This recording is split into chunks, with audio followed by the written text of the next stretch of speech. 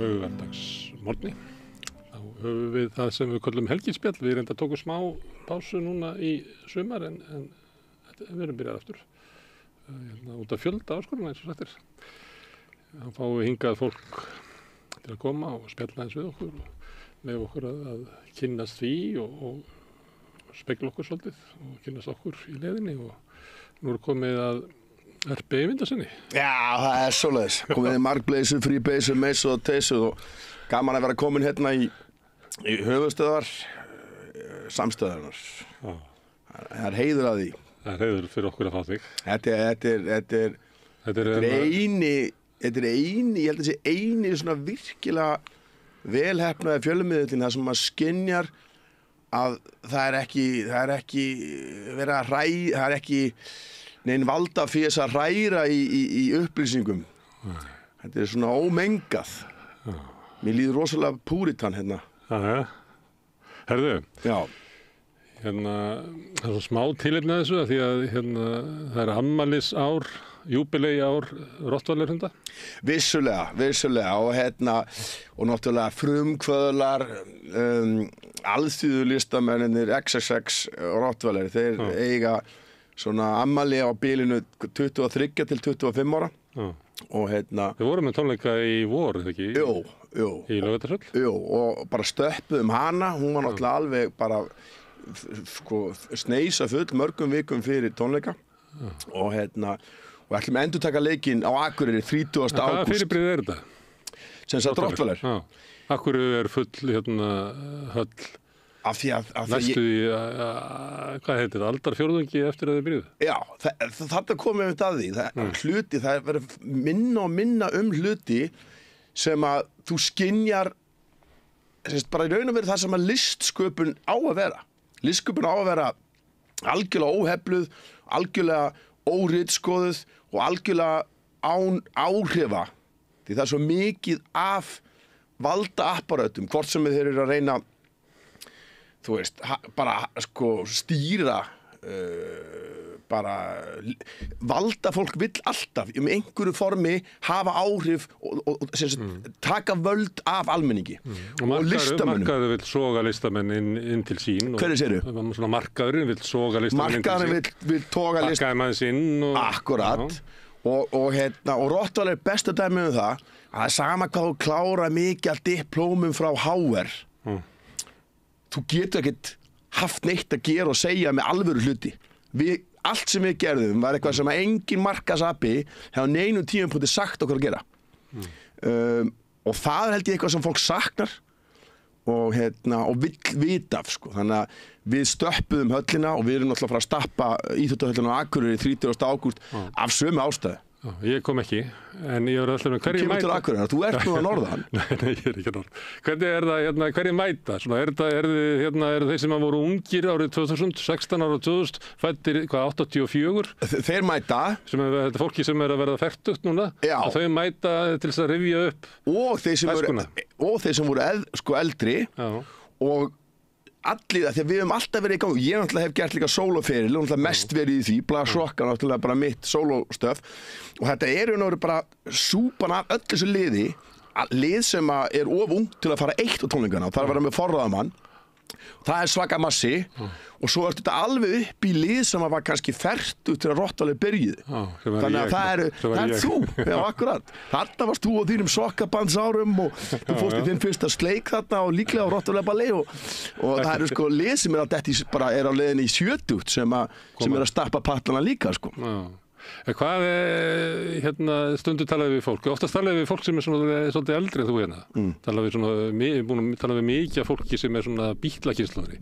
Ég get svarað það. Og ég spyr alltaf það, því ég er svolítið forvitur að vita hvernig músíkin kom inn í líf fólks. Já. Og hvaða var sem að músíki var að segja þeim. Það náttúrulega er ekki hægt að segja það. Því það er bara eitthvað svona hugmyndum að eitthvað sé hægt sem ekki var áður í boði og eitthvað slíkt. Rottvæler þegar þeir koma aldamótin til eitthvað sem er 16, 18 ára þá. Hvaða tónn er þetta þannig? Af hverju grípur þetta fólk eitthvað? Það sem er að gerast náttúrulega á tímabilinu sem við komum, það er tvennt í gangi. það raun og veru sveitaböllin, sveitaballa hljómsveitir. Það sem allt var einhvern veginn bara, það var allir bara einhvern veginn eitthvað í húmunu. Sko. Stjórnin og síðan skil sól og... Já, og bara, eins og ég segi, frábært lið og með fulli virðingu. Við vorum alls ekki að gera þessa hluti, sko. Að vera einhvern veginn endalaust einhvern veginn svona... Það er ekki að segja að þetta hafi verið heilandust fólk eins og Bubbi sagði Bó. Sko, ég hef alveg sagt það og sagt það oft og það hefur Rottweiler gert og það gerði Rottweiler og gerir Rottweiler. En það meira samt þannig að þetta var bara eitthvað annað sem þurfti. Þú veist, það pláss fyrir þetta allt, sko. Þú getur alveg verið bara á balli, bara í húminu, sko. Þetta var svona, húmið var svona ráðandi í textagerða þessum árum, sko. Og síðan á hinbóginn, þá eru rosalega mikið af svona einhverjum arti-trínum sem að voru allir að fara að meika það. Og allir þeir sungu allir á ensku. Krútkynsluðin og það áttu... Gáum hana poppið og það var alltaf ensku. Allir voru alltaf að fara að meika það. Það var allir á leiðin út að meika það og allir bara, ég syngi ekkert á íslensku, ég meina, hver heldur þú veist, og það voru allir að fara að meika það og í þessu, sko, það tóm þarna, því að íslensku textarnir, þeir voru allir í húmunu, sko.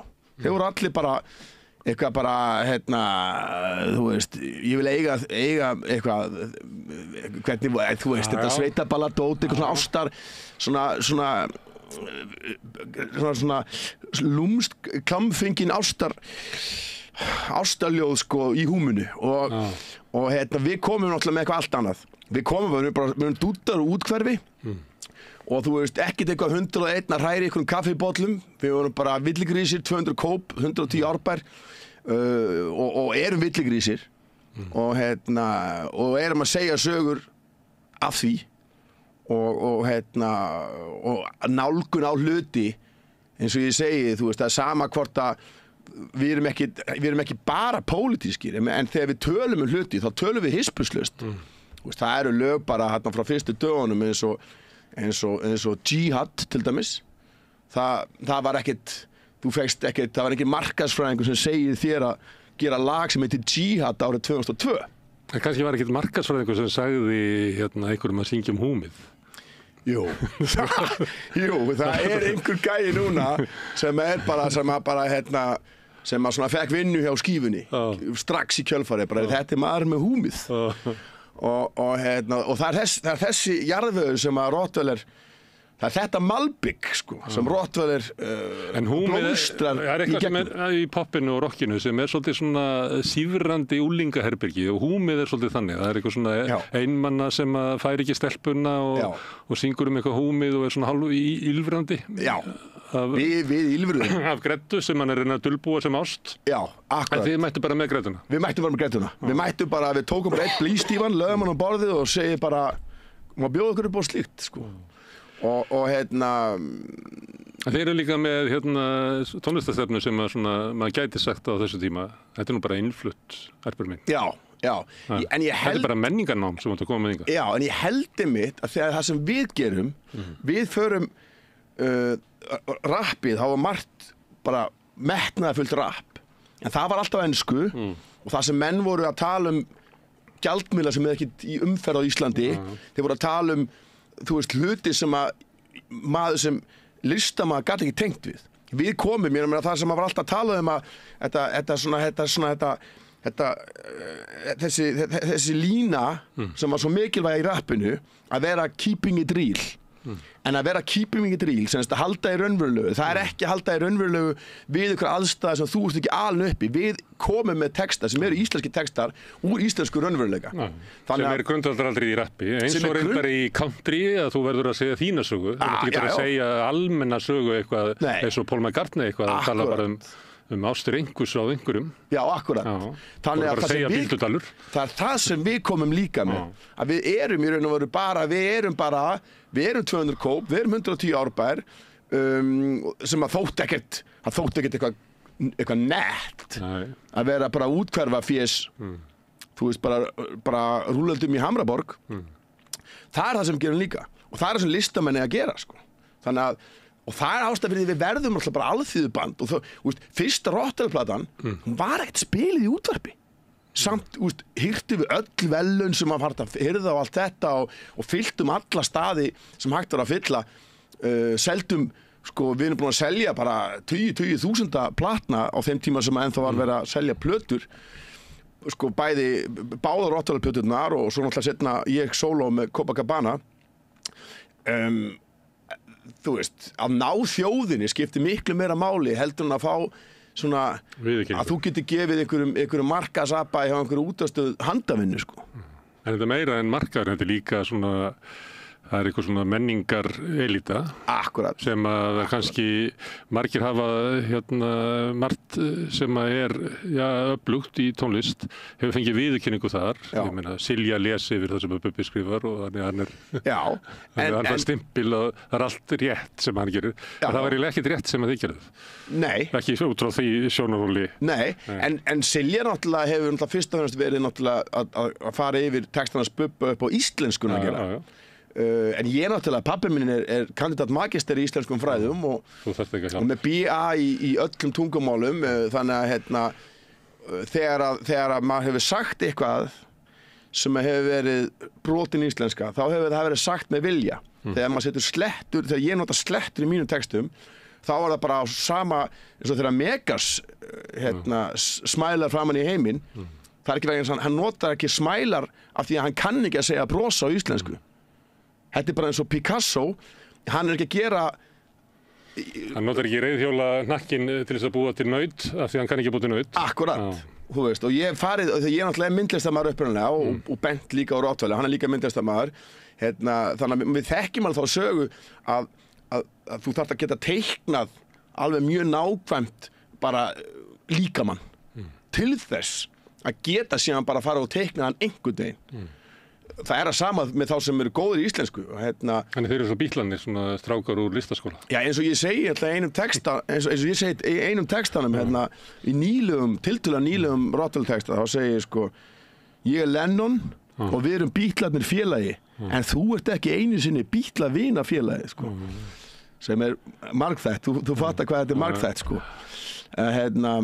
Þannig að við erum náttúrulega bara íslenskir útkverfa bítlar. Ok, það sem er spennandi við þessa stöðu, það er að þið komið úr útkverfinu þá eiginlega svona gegn 101. Þið eru, þú segir að þið séu svona alþýðustrákar þá gegn yfirvaldinu. Já, já. Þið eru bara með fólkinu gegn markanum. Já, já. Þið eru svolítið svona út í aðrinum gegn elitu, menningarelitunni. Þannig að það bara í tilvist ykkar er eiginlega ógnin. Já. Akkurat. Og þar leiti allt sem þið segið fær svona einhverja merkingu og þetta er náttúrulega, þetta er sumuleyti skemmtilegt svæði að því að þegar þú segir eitthvað, þegar þessi spenna er orðin til, að þá magnast náttúrulega allt upp sem þú segir, það fær alltaf svona margþætta djúpa merkingu. Bara, þetta er bara eins og bara, já, algjörlega. Og þegar þetta er eins og einhver bókmenndaritgerð Rottweiler. Nei, það er búið að skrifa, sko, það er búið að skrifa bæði Copacabana og textana mína og líka Rottweiler og reyndar náttúrulega líka hann náttúrulega haldið ráðstefna náttúrulega bara Johnny Nass og svona. Allt sem að ég og Rottweiler höfum verið að gera og náttúrulega César A. sem náttúrulega byrjar þetta, bróðir minn, sko, náttúrulega hann sem byrjar að taka þessa stefnu og ég náttúrulega yngri bróðir, ég elti hann og síðan náttúrulega keyrum við þetta alveg bara harkalega á stað með Rottweiler. Að það náttúrulega búið að skrifa fullt þetta í bókmenntafræði og ég hef haldið fyrirlestra þetta, það sem maður er að gera, ekki bara í Háskóla Íslands, heldur í Humboldt í Berlín og því þetta er stór merkilegt. En svo það var kannski hljóða penti á mér þetta sem að telja upp, svo náttúrulega líka það að þið eru eiginlega sko í dópi, í svona utan hinn síðaða heims. Það var rosa svona ógn af Rottweiler. Já. Þetta var ekki beint það sem var mælt með því að þú færi með 14 ára stúlkur á að horfa á. Nei, en þetta dópparturinn, sko, það er nú bara eitt mjög gott lag það sem er á seinni Rottweiler-plötunni, það sem heitir Drekk allan til borðið. En ég veit að þú sem S.A. maður skilgreinir náttúrulega áfengi sem dóp. Ég held að sé alveg heilbrigðisstofnun sem gera það. Já, og ég get alveg verið sammálaði. En bara þannig að almenningur skilir hvað var það. Við erum fyllibittur. Áfengi er þitt kjördóp. Hvað segirðu? Áfengi er þitt kjördóp. Það hefur alltaf...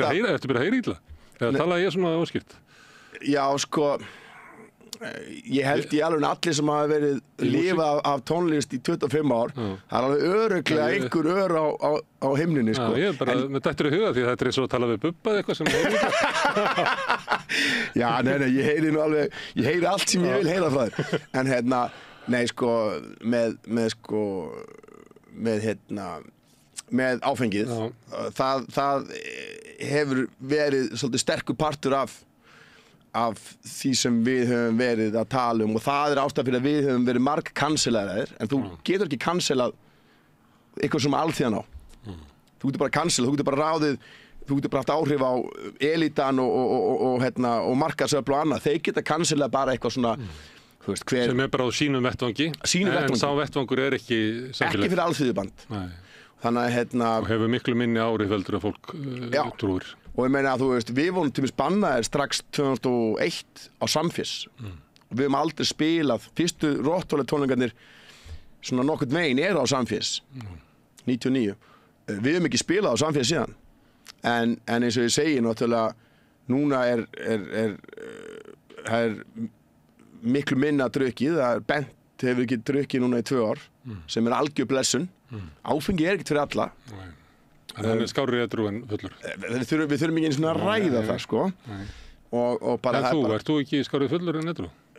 Jú, ég hefast ekki það ég er til mig alveg blind fulli núna nei, sko það Þú hefur líka tekið svona pásur eða ekki? Jó, ég hef aldrei fundið ég hef aldrei drukkið sko ég held að það sé svona eins og ég hef margoft sagt þetta já, vinir mínir ég orða þetta svona sko að allir vinir mínir alkohólistar, helmingurinn virkir, hinn óvirkir þannig að ég verið rosa mikið, ég hef farið með vinir mínum og vinkonum á fundi og svona, ég hef fylgst með þannig stórkostlega starf sem að S.A.A. og A.A. og ég hef spilað ég hef tekið þátt í því starfi með mínu menningaframlagi og Rottweiler þannig að og þeir segja sko, vinir mínir sko, Erpur, þú ert ekki alkohólisti ofdrykkjumaður óhófsdrykkjumaður en ég það var nú frétt bara held í dag eða gær það að það verið 25% þjóðinni sem var í óhófsneyslu ég held að þegar ég drekk þá drekk ég mikið en ég drekk til mér aldrei ef mér líður illa ég drekk ekki til að fara burt úr einhverjum veruleika ef mér líður illa þá bara drekk ég ekki þá bara, og það einn ástæð fyrir því að ég byrja alltaf að taka þessar pásur, það mörg ár síðan ég byrjaði því að ég meina maður, eins og janúar og febrúar ég meina það er kalt og það dimmt og maður skortir D-vitamin og lífið bara freka þreytt, þú vilt bara vera heima í PlayStation og þú ert ekkert heima í PlayStation fullur, þannig að pásurna byrja út af því og svo náttúrulega bara lengjast það er ekki til útlanda þessu tíma? Jú, sem sagt janúar, þetta var fyrst bara janúar svo var þetta janúar og febrúar svo sagði mamma sem bara að þú ert drekkur ekki og líka bara leið þú drekkur ekki áfengi svo mikið niðurrif leið þú drekkur ekki þá byrjar þú náttúrulega bara að byggja það upp og ég kemst í fáránlegt form ég að missa bara 15 kíló skilurðu á einhverjum 1,5-2 mánuðum bara á þess að það var líka þetta orðað þannig að þú bætir á því 15 kíló frá mars fram í desember alveg hygglust ég meina sko líka það ekki bara áfengið sem maður náttúrulega sem maður tekur á kíló út af áfengisneyslu þannig að sykur og allt þetta kringum það en síðan það líka það að maður vatnast að því líka með byrjar að gera ráð fyrir því að vera með að byggja upp vassforða líka með til að geta skóla áfenginu út þannig að ég missi alltaf bara 3 kíló af vatni og síðan alltaf það líka þegar maður þunnur ég engin nammigrís vanalega ég nenni ekki að liggja ég eitthvað hlaupskeppnur en þegar þú ert þunnur þá vorkenur sjálfum þess að mikið þú getur bara ógeð og þegar maður þunnur kannski 3 daga í Það ekki gaman að vera þunnur, mér minnir það. Ég hef ekki verið þunnur það er það ógeðslegt. 30 ár, en mér minnir það sér leiðilegt. Það svo hræðilegt, sko. Jesús Kristur, maður. Þannig að núna, fyrir því sem ert góðtemplari, að núna, ég bætti við, ég er búin að taka sérst 3 mánuði senast ár, en nú tek ég taka 4. mánuðin. Ég fer til Indonésiu í nóvember, og þá ætla ég að taka 4. mánuðin. Þannig ég held að þetta endi svolítið, sko, með því og mamma hefur hvatt í þess að þetta endi með því að ég sé kannski bara ég taki raun og verið bara vorið og sumarið á Íslandi í glussi það er ekki hægt að vera hérna edrú Það svo, Ísland bara þannig. Það betra að vera fullur. Nei, þú veist, þessi manía sem fer á stað þegar sumarið, þegar vorið kemur, þegar kálfunum sleppt út, þú varst í sveit, þú veist hvað ég er að tala og það er fleiri sem að hlusta. Þegar voru kallar á mig. Það til að sveifla hak og eitthvað, það ekki til að drekka. Jú, til í að sveifla flöskum, bara alveg, já. Þannig að það er stefn, núna í nóvember, þá fer ég til Indónesíu, þar sem ég er að fara í framhald af þessu. En ertu ekki að breytast bara, þú lítur náttúrulega út eins og ungu maður, en þú ert miðaldra maður. Ég er ungu maður, ég þroskast seint. Hvað er gamall? 46. Ég þroskast seint. Þú ert náttúrulega að breytast, þú ert komin yfir á manndómsáriðin. Ég er komin á manndómsáriðin. Manndómsáriðin, búið með æskuna. Já, og ég það er aldrei virkað á mig að ala mig upp með svona, ég hef aldrei tekið mark á valdboði. Þetta er mjög anarkist, sko. Þú er búin að vitna nokkru sinnum í mömmu. Mamma er náttúrulega upphaflega valdið, sko.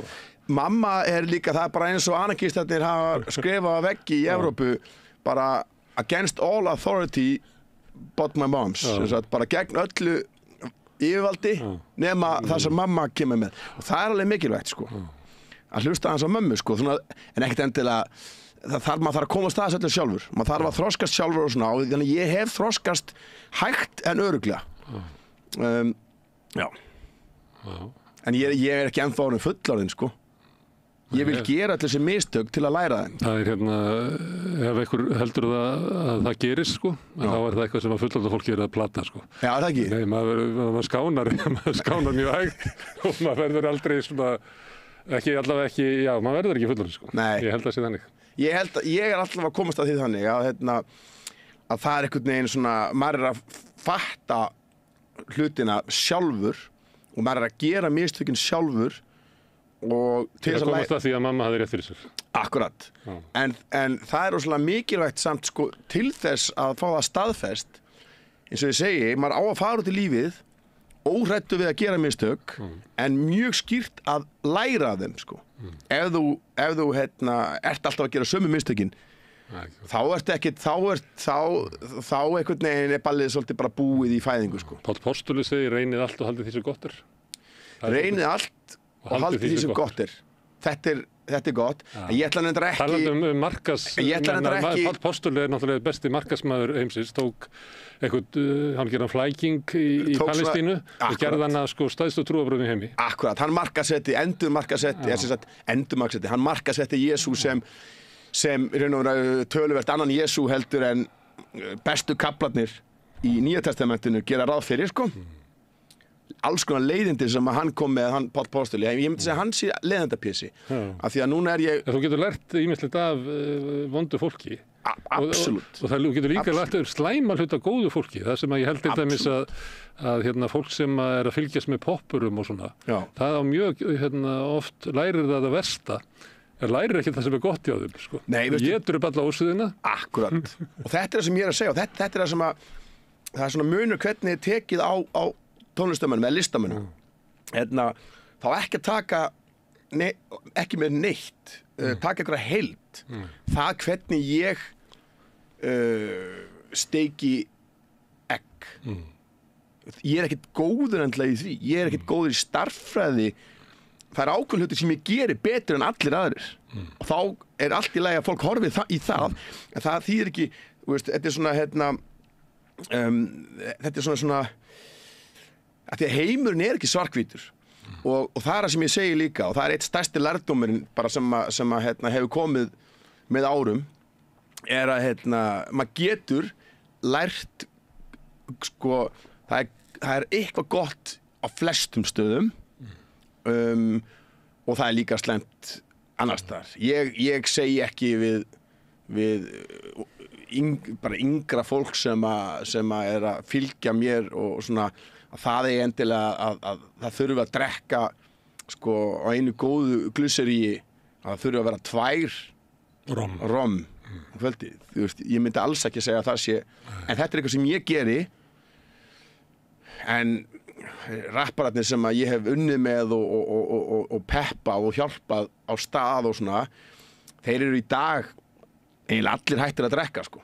En þeir hafa tekið tímabil með mér þar sem þeir hafa kannski verið að drekka 2 flöskur á kvöldi. Þess vegna nefndi ég aldurinn á þann því að það sem að áfengi fyrir 20 mann að það ekki alveg það sama fyrir 50 mann. Nei, ég get nú aðeins stúdera þetta, að þetta hefur ekki að gera með sjálfur þessu aldurinn, það hefur að gera með svefnin. Við sofum, ég skal fara svo djúpt í þingu stúdíuna með þér, að það er fyrst og næst að svefnin er viðkvæmri eftir þessum árin líða. Þannig að þetta getur verið bók þingu. Já, hún verður gefin út. Eftir erp. Já. Þetta er bara talandi sem svona markaðsmaður Já. Ég er búin að, ég er alltaf að grúska. Ef þú ert listamaður til að byrja með, þá ertu alltaf að skrifa eitthvað sem kannski verður að einhverju, einhvað sem verður kannski ekki að einhverju. Ég er alveg búin að, ég mun alveg skrifa bækur, Og mér hefur allan tíman sem ég hef verið svona í sviðsljósinu, þá hefur mér verið boðnir bókasamningar alveg fram á þannan dag hefur það verið svona haft samband og það kemur að því að ég mun byrja að skrifa Þú sagðir áðan eitthvað sem ég er góður í og svo er ég ekki góður í öðru þá hugsaði ég í hverju ertu góður? Hvað er þetta sem er erpur? Ertu ekki bara góður í að vera erpur eða hvað? Jú, en það er akkurat það sem gerir það góðan listamanni það listamaður á að tjá ómengað. Þetta er raun og veru bara svona svo súrrealistarnir voru að gera hvernig getum við sigrað þessa yfirmeðvitund þannig að undirmeðvitundin komi þess vegna var svo mikið verið að sækja í drauma því þegar þið dreymir það er engin sem ritskoðar er að bulla neitt þetta er raun og veru bara undirmeðvitundin að tjá sig ég er mjög góður í því og ég virði ekki vald Það er svona, þú er bremsulaus. Já. Í svona, að það að hleypa ykkur innan úr þér. Já, en á sama tíma, þá þýðir ekki það að maður eigi ekki að vera í samfélagi og maður eigi ekki að bera virðingu. Ég var alltaf kennt það og ég kem að vinnandi fólk sem hafði fyrir lífið sínu, þurfti að byggja bara sig og sitt upp bara með hörku. Þetta er allt fólk sem hefur lagt áherslu á samfélag og það að sparka aldrei niður fyrir sig. Og ég hef reynt eins mikið og ég hef vel gert mistök að það sem ég hef sparkað niður fyrir mig en ef ég hef verið myntur á það, þá hef ég strax leiðrétt það. En það er líka hluti af því að vera erpur. Að vera svona listamaður sem er raun og veru drull sama allt og alla. Nema sinni eigin frama. Akkurat. Feril. Það er raun og veru, það er virðingavert að vera númer 1 að vera alveg hömlulaus en þá er næsta stig í þroskanum að fatta að það er samfélag og það er ekkert huggulegt að vera djöflast af fólki sem getur ekki varið sig. En ég mun alltaf halda, ég er svo stríðinn ég mun alltaf, og það sem ég hef lært að ef maður sparkar upp fyrir sig þá er það svo gaman og ég bara eins og ég sé að manstu þegar við vorum í leikvim í gamla daga og maður lá á bakinu og láta henni hjóla maður er alveg þannig þetta er alveg svona, maður er að dundra svo upp fyrir sig og það mun ég aldrei hægt að gera ég valdi verður að finna fyrir það var kannski aðstæðanlega orðað þetta með bremsuleysi, ég átti við svona í sambandi við tjáningu að vera með þú voru orðað þetta bara fullkomlega að geta en þá er það sniðugt fyrir samfélagið okkar að hafa svona hylki eins og erpur og senda hann bara út í samfélagið og sturta einhverju dóti í hann og svo kemur út úr honum einhver svona tjáning á því hvað það er. Já. Þannig að þetta er bara eins og svona galdramaðurinn í ættbálknum eða listamaðurinn að við þurfum á þessu fyrirbrigðum að halda. Já, ég segi það. Og leyfa því þá að vera svona aðeins öðruvísi en við hinn, þurfum ekkert endilega klæða hann í jakkaföt Nei, og það er meiri segja fullt að liði sem að hefur gegnum tíðina verið hluti af valdinu en átt að sjá því að samfélagi það er ekkert gaman í þessu samfélagi ef það er ekki villigrísir ef villigrísirnir fá ekki að eins og við vitum það að þú veist okkar öflugasti rauðliði eitt svo öflugasti og fallegasti Halldór Laxness ég meina Ragnar Smára átti pening en hann sér þetta er eitthvað sem þarf að heyrast og maður þurfa að vita af það sem hann er að tjá Eitt í það að þú nefnir Laxness það er eitt sem er í hans sögu þar sem hann er alltaf að leita að einhverju svona stofnun fyrst fyrir leitar hann í kaþólskuna svo leitar hann í kommunisman Þannig hann leitar alltaf að einhverju svona til þess að þjóna eða tilheyra eða láta þjóna sér. Já. Því að svo fær hann Nóbelinn og þá slítur hann sig frá þessu og verður þá svona sjálfstæðari Sjálfstæðari? Já, svo svona vill ekki tilheyra og verður svona páfi bara á Gljúfrasteini. Já, en þú ert ekki þannig að þú ert ekki að leita í stofnunum. Þú ert ekki farið í Karls og kirkjuna eða í bandalagið eða VG eða hvað? Jú.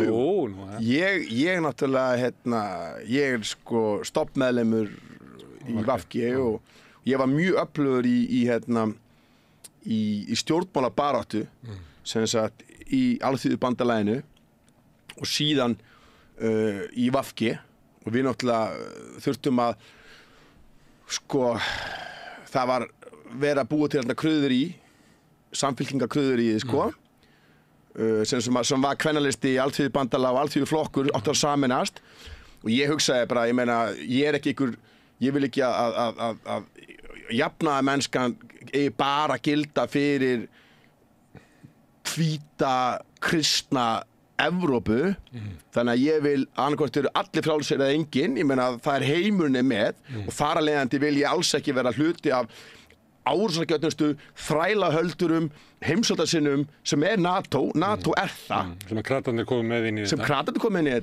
þess vegna er það sem að við förum út og stoppum VG og ég var lengi vel mjög mikið þar inni sko og eins og mjög mikið af frábæru fólki en síðan einhvern veginn enda þetta bara einhverju grillveislu í Garðabæ sem menn vita og formaðurinn á NATO-fundum Já, eins og ég segi elsku Kata sko ég hef, og það er líka eitt sem ég hef lært sko ég er aldrei persónulegur og við þykir vænt hana og við þekki hana og svona en það voru rosalega mikið af hræðilegum ákvörðunum sem voru teknar að mínu viti. Það getur gagnrýnt ákvarðanir fólks að vera að fordæma sjálf þess sko. Það er málið sko og það finnst mér ógeðslega leiðinlegt við Ísland og þetta er á báða bóga að það er alveg hægt að vera ég vil fá að vera hreinskilinn við fólk, sérstaklega fólk sem hefur stjórn yfir fleirum en sjálfum sér hvort sem er stjórnmálastarfi eða ríkisvald eða hvað það er á þess að það sé persónulegt. Ég get farið, ég get glussa, ég get setið á Katalínu í Hamraborg og tekið eitt happy hour með flestum sko. En það þýðir ekki það að ég myndi ekki kjósa liðendilega inn í embætti þótt að En ég er að spyrja um eins og með að tengjast flokkum og eitthvað slíka því að mér finnst það svolítið svona áberandi svona undarfærið eða kannski er það bara viðbrögð mín við þegar fólk er að segja það er svona, nei ég tengist aldrei inn stjórnmálaflokkum og eins og það sé svona að tala þetta séu sko mannkostir að taka aldrei þátt í baráttu með öðrum af því að ég ætla að vera svo rosalega sjálfstæður og ég bara finna á mér svona undarfærið misseri að mér finnst þetta alltaf verða svona hjákallegri yfirlýsing sko því að hún meikar enga sens sko. Nei, sko, en þú veist auðvitað er maður brendur Já, að vera í ykkurum, en þannig er það bara Já Ertu ekki brendur af ástarsamböndum? Jú Og þú ert líklega brendur ykkur vina það eru vinirnir bregðarsmanni stundum Já, sko, málið er það En maður gefst ekki upp á vináttu Nei, maður gerir það ekki og ég gefst ekki upp á því að ég mun aldrei gefast upp á því að hafa trú á því að við getum gert hana heim betri fyrir alla þú veist ég mun aldrei gefast upp á ástinni ég mun aldrei gefast upp á og þegar ég tala um ást þá getur það verið fyrir mér í raun og veru bara vináttusamband við konu og ef það einhvern veginn virkar þannig að ég og konan við okkur finnst við höfum gaman að djöflast eitthvað á líkamlegum nótum double happiness Já, þá er það raun og eini munurinn á vináttu minni við stelpur og stráka og ég mun aldrei gefast upp á því en formið hins vegar sem sagt hvort að maður, eins og ég segi ég myndi frekar, ég er ekki að fara að gifta mig ég er ekki að fara að vera í sambandi við konu sem er á þann hátt að maður er einhvern veginn alltaf einhvern veginn það er búið að tjóðra mann einhvern veginn það sama með, en strákavinnátt að það er miklu auðveldara og einfaldara að svona, við erum miklu frjálsari í okkar það er enginn gaur sem segir bara, hvað er fílu? eitthvað svona kjaftaði, sko.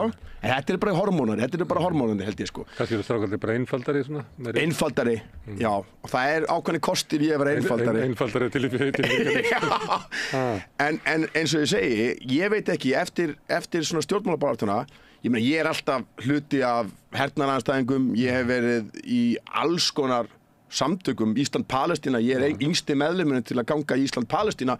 Sveit Rúnar sagði mér það, ég man ekki 8 ára gamall þegar ég gekk til þess við Ísland-Palestína, og ég hef verið unnið sjálfboðavinnu fyrir alls konar amnesti og allt þetta, og ég mun aldrei hætta því, og ég, þú veist, en að skrá sig og fara svona, og ég meina ég kýs alltaf sósíalistaflokkinn, ég ger allt, sko, svona þannig, en að vera, þú getur ekki ímyndaðir, sko, að vera í einhverjum nefndum og eitthvað svona. Það á ekki við þig, þú ert betri í öðru. Já. Þú ert ekki góður í því. Það væri sóun á þínu orku að setja því. Ég veit að ég er kannski betri en margir í að setja í nefnd, en það er ekki gaman maður. Nú skulum við bara fara langt aftur. Ég spyr fólk oft með svona gaman að sitja og tala við fólk. Svo spyr ég alltaf svona svipara spurningar og þannig að ég er að stunda mínar bara rannsóknir. Ég spyr alltaf eina spurningar sem hvernig fólk man fyrst eftir þér. Já, ég man sem sagt... Ég hef lent í einu sem að myndi eftir sér fæðast. Þú manst ekki svo langt aftur. Nei, og mér finnst það athyglisvert. Ég ætla ekki að neita því að það sé möguleiki, en ég held að það sé mjög sjaldgæft. Ég man fyrst eftir mér í Finnlandi, sem sagt, ég fæðist náttúrulega bara á Landspítalanum, og þá byggum við í Eskilíð 6 og þegar ég verið að strauja, láta valsara heyra það, þá var Hemmi Gunn alltaf að minna mig á það og bara blessu sér minning hans, svo miklu meistari, að ég væri nú fæddur valsari sem að ég mun aldrei samþykja, en þetta er nú samt þannig, ég fæðist í Hlíðunum og en flytt síðan bara til Finnlands, því pabbi náttúrulega er í tungumála, hann er í tungumála rannsóknum og fræði rannsóknum á sviði gömlu Íslendingasögurnar og allt þetta, þannig að við flyttum til Finnlands og pabbi átti gat gert allt, hann kemur náttúrulega bara úr samfélagi þar sem að menn þurftu að geta kunna allt. Þannig að hann smíðaði handa okkur lest, handa mér og bróður mínum, og ég man eftir okkur þá 2-3 ára út í bílskúr í Finnlandi þar sem við erum að leika okkur með þessa lest, og ástæðan fyrir því að ég veit að þetta er ekki eitthvað sem að ég sá í myndaalbumi og setti það inn í hausnum sem minningu. Þetta er ekki áunnin minning eða eitthvað. Þetta er ekki áunnin minning vegna þess, ég man hvað hún var stór. Svo hef ég séð myndina af henni, hún er ekki svona stór. Hún er bara eitthvað svona, skilur. Ég man eftir henni sem bara lest, bara imrið. Það er fyrsta minningin. Og síðan byrja maður alltaf að muna meira og meira. Svo flytjum við til Danmerkur, til Kaupmannahafnar, og þá byrja ég að muna meira og meira og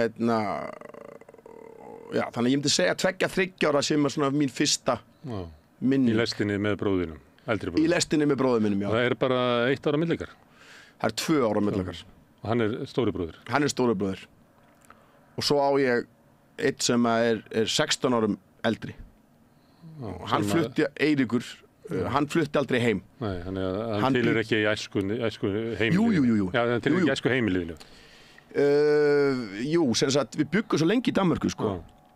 Þannig að við vorum fjölskylda öll, sko, 6 manna fjölskylda sem byggum hérna í útkverfi Kaupmannahafnar, sem heitir Grefi, og systir mín, Gunnvör Rósa.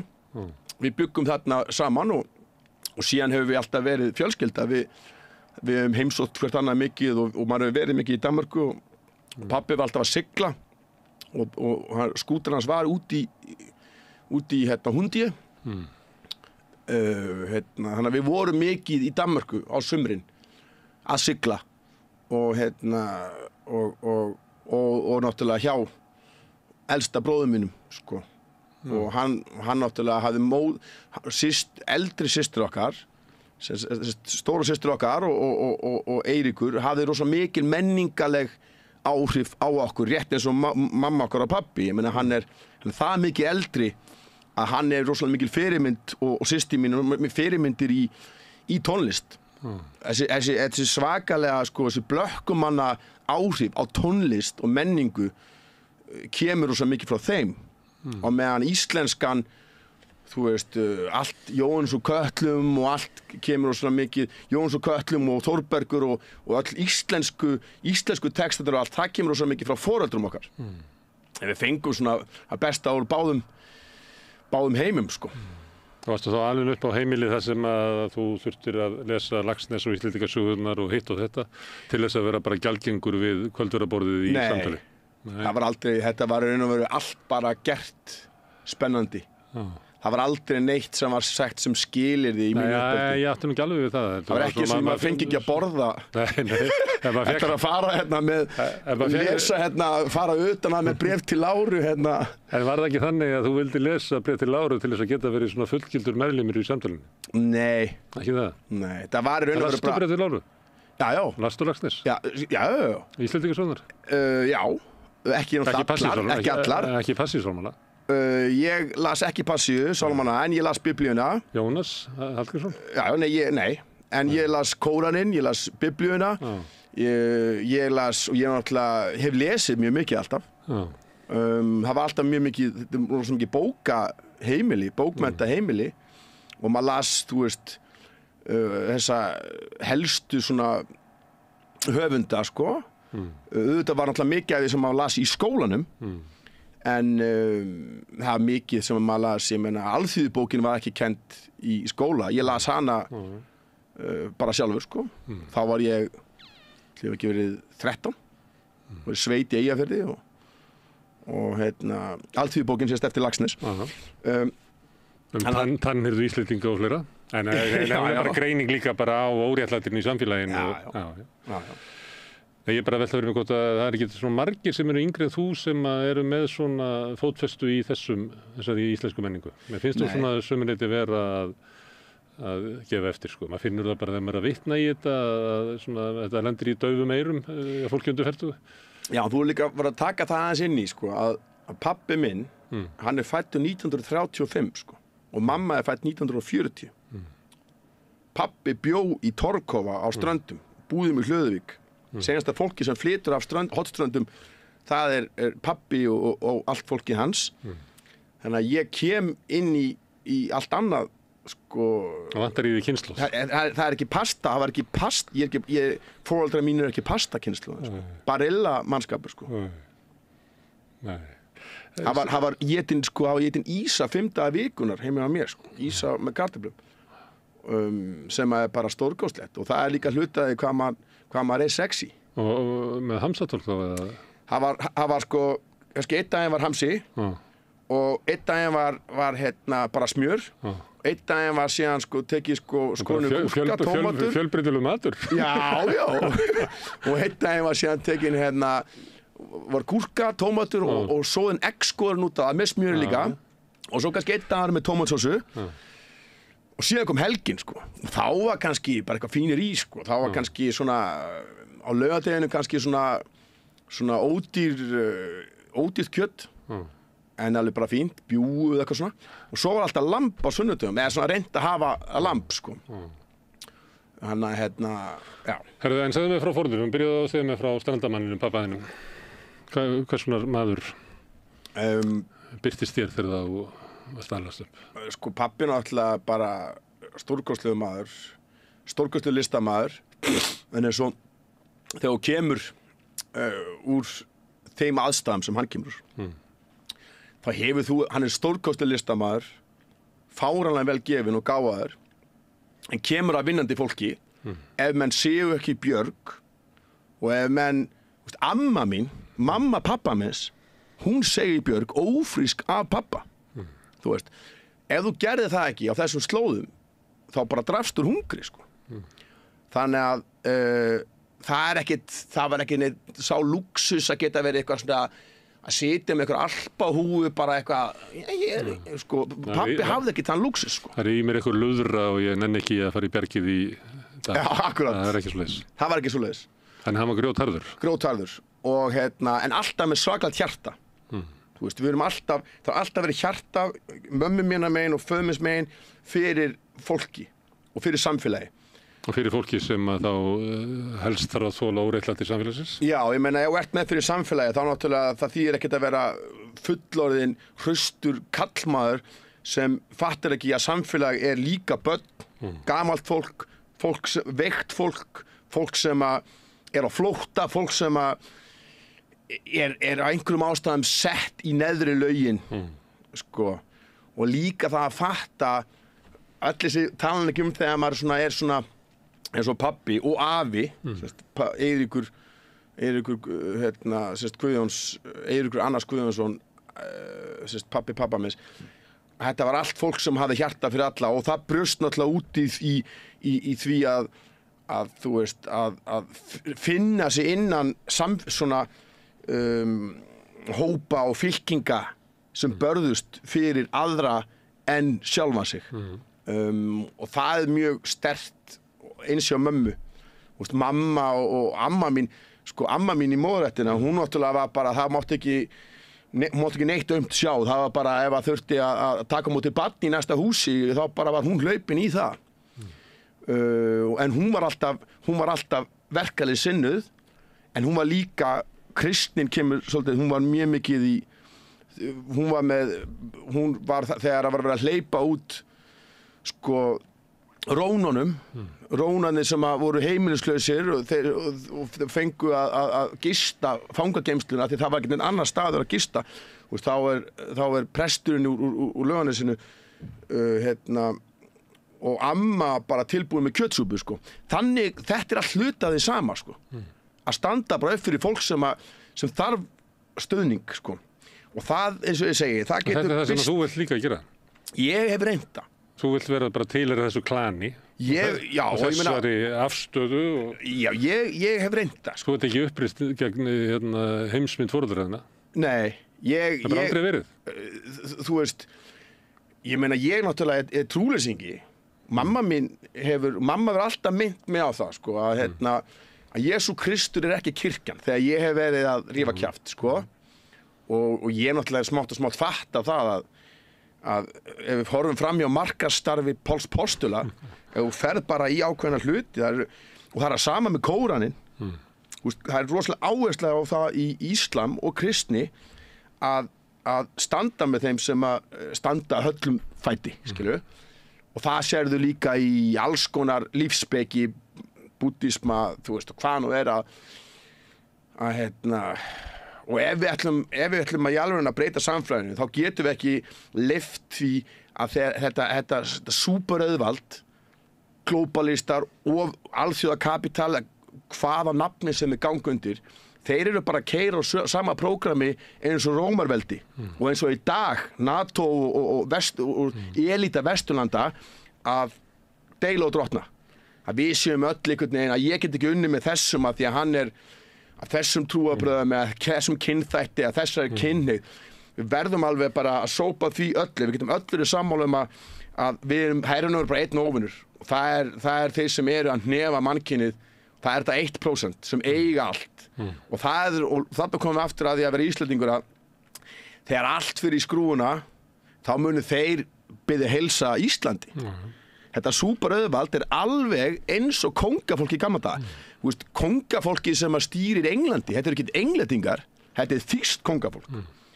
Þeir flakka alveg eins og glóbalistarnir í dag, þeir flakka bara á milli og svo hnefaður okkur, ræna auðlindunum, búa til stríð og búa til Úkraína gegn Rússum, þú veist, borgarastríð, kynntundir borgarastríð í Venezuela, kynntundir borgarastríð í öllum þessum ríkjum, Írak, Shía muslima gegn sunni muslimum, katholika gegn mótmæltatrúar, við megum aldrei, og þess vegna skipt svo miklu máli að við sópum öll þessu rugli sem að skiptir engum máli þótt að þessi borði ekki svínakjöt eða þessi vilji vera með slæðu eða hvað og þetta algjört aukaðri í þessari grunnbaráttu að láta ekki hafa okkur að fíblum sem vinnandi fólk. Þetta lærdómur sem ég lærði mjög snemma, sko.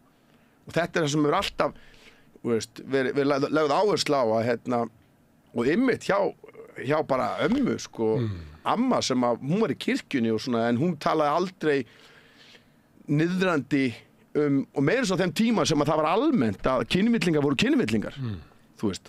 hún sagði bara þetta var mjög þekkt á sínum tíma þegar Rás 2 var nýkomin að þá var einhver sem sagði í beinni á Rás 2 einn af þeim sem var nú veit ekki kannski manst þú það hann sagði að Prince væri hommi tónlistarmaður Prince og var rekinn minni mig í kjölfarið og ég 7 ára gamall og ég spyr ömmu bara hvað hommi og hún segir bara já hommar þeir eru bara eins og þeir eru sem var nú bara nokkrum ártöfum setna þá var það orðið aðal lægið í gleðigöngunni sko að ég er bara eins og ég er sko á meðan að margir sem voru svona með einhvern æsing og leiðindi voru alltaf að reyna að særa homman út úr fólki eitt dæmi af fjölmörgu sko þannig að þetta er fólkið mitt sko þannig að ég er bara allar minna æfum og reyna að vera fáiði en ég bara kem að það góðu fólki að það er bara ekki séns. En einhver leiti er þetta þá hópur, þitt klan, sem að veit að það býr í samfélagi sem er alltaf að halda að okkur einhverju vitleysu. Þannig að þú þarft að búa til einhvers staðar og eiga svona einhverja réttari sýn á heiminn og annað fólk. Það er alltaf verið að ljúga okkur. Það er alltaf stanslaust. Það er alltaf að búa eitthvað til þess að hafa einhverja viðspyrnu þar. Já. En á sama tíma þá til dæmis myndi ég ekki segja þessi klan því klan er lokaður hópur sko. þannig að þitt fólk mitt fólk er allt fólk það er raun og veru þannig þannig að þetta er raun og veru bara og ekki bara allt fólk við erum að tala um að þetta er náttúrulega bara þér er kennt það að þú lærir það af þínu fólki að maður þarf að verja sig svolítið fyrir sko þvælunni í samfélaginu já, algjörlega það er mjög líklegt að það sé verið að halda okkur ef að Bogi Ágústsson mætir í kvöld 13 og segja okkur eitthvað, þá er bara mjög líklegt að það sé argast að þvæla.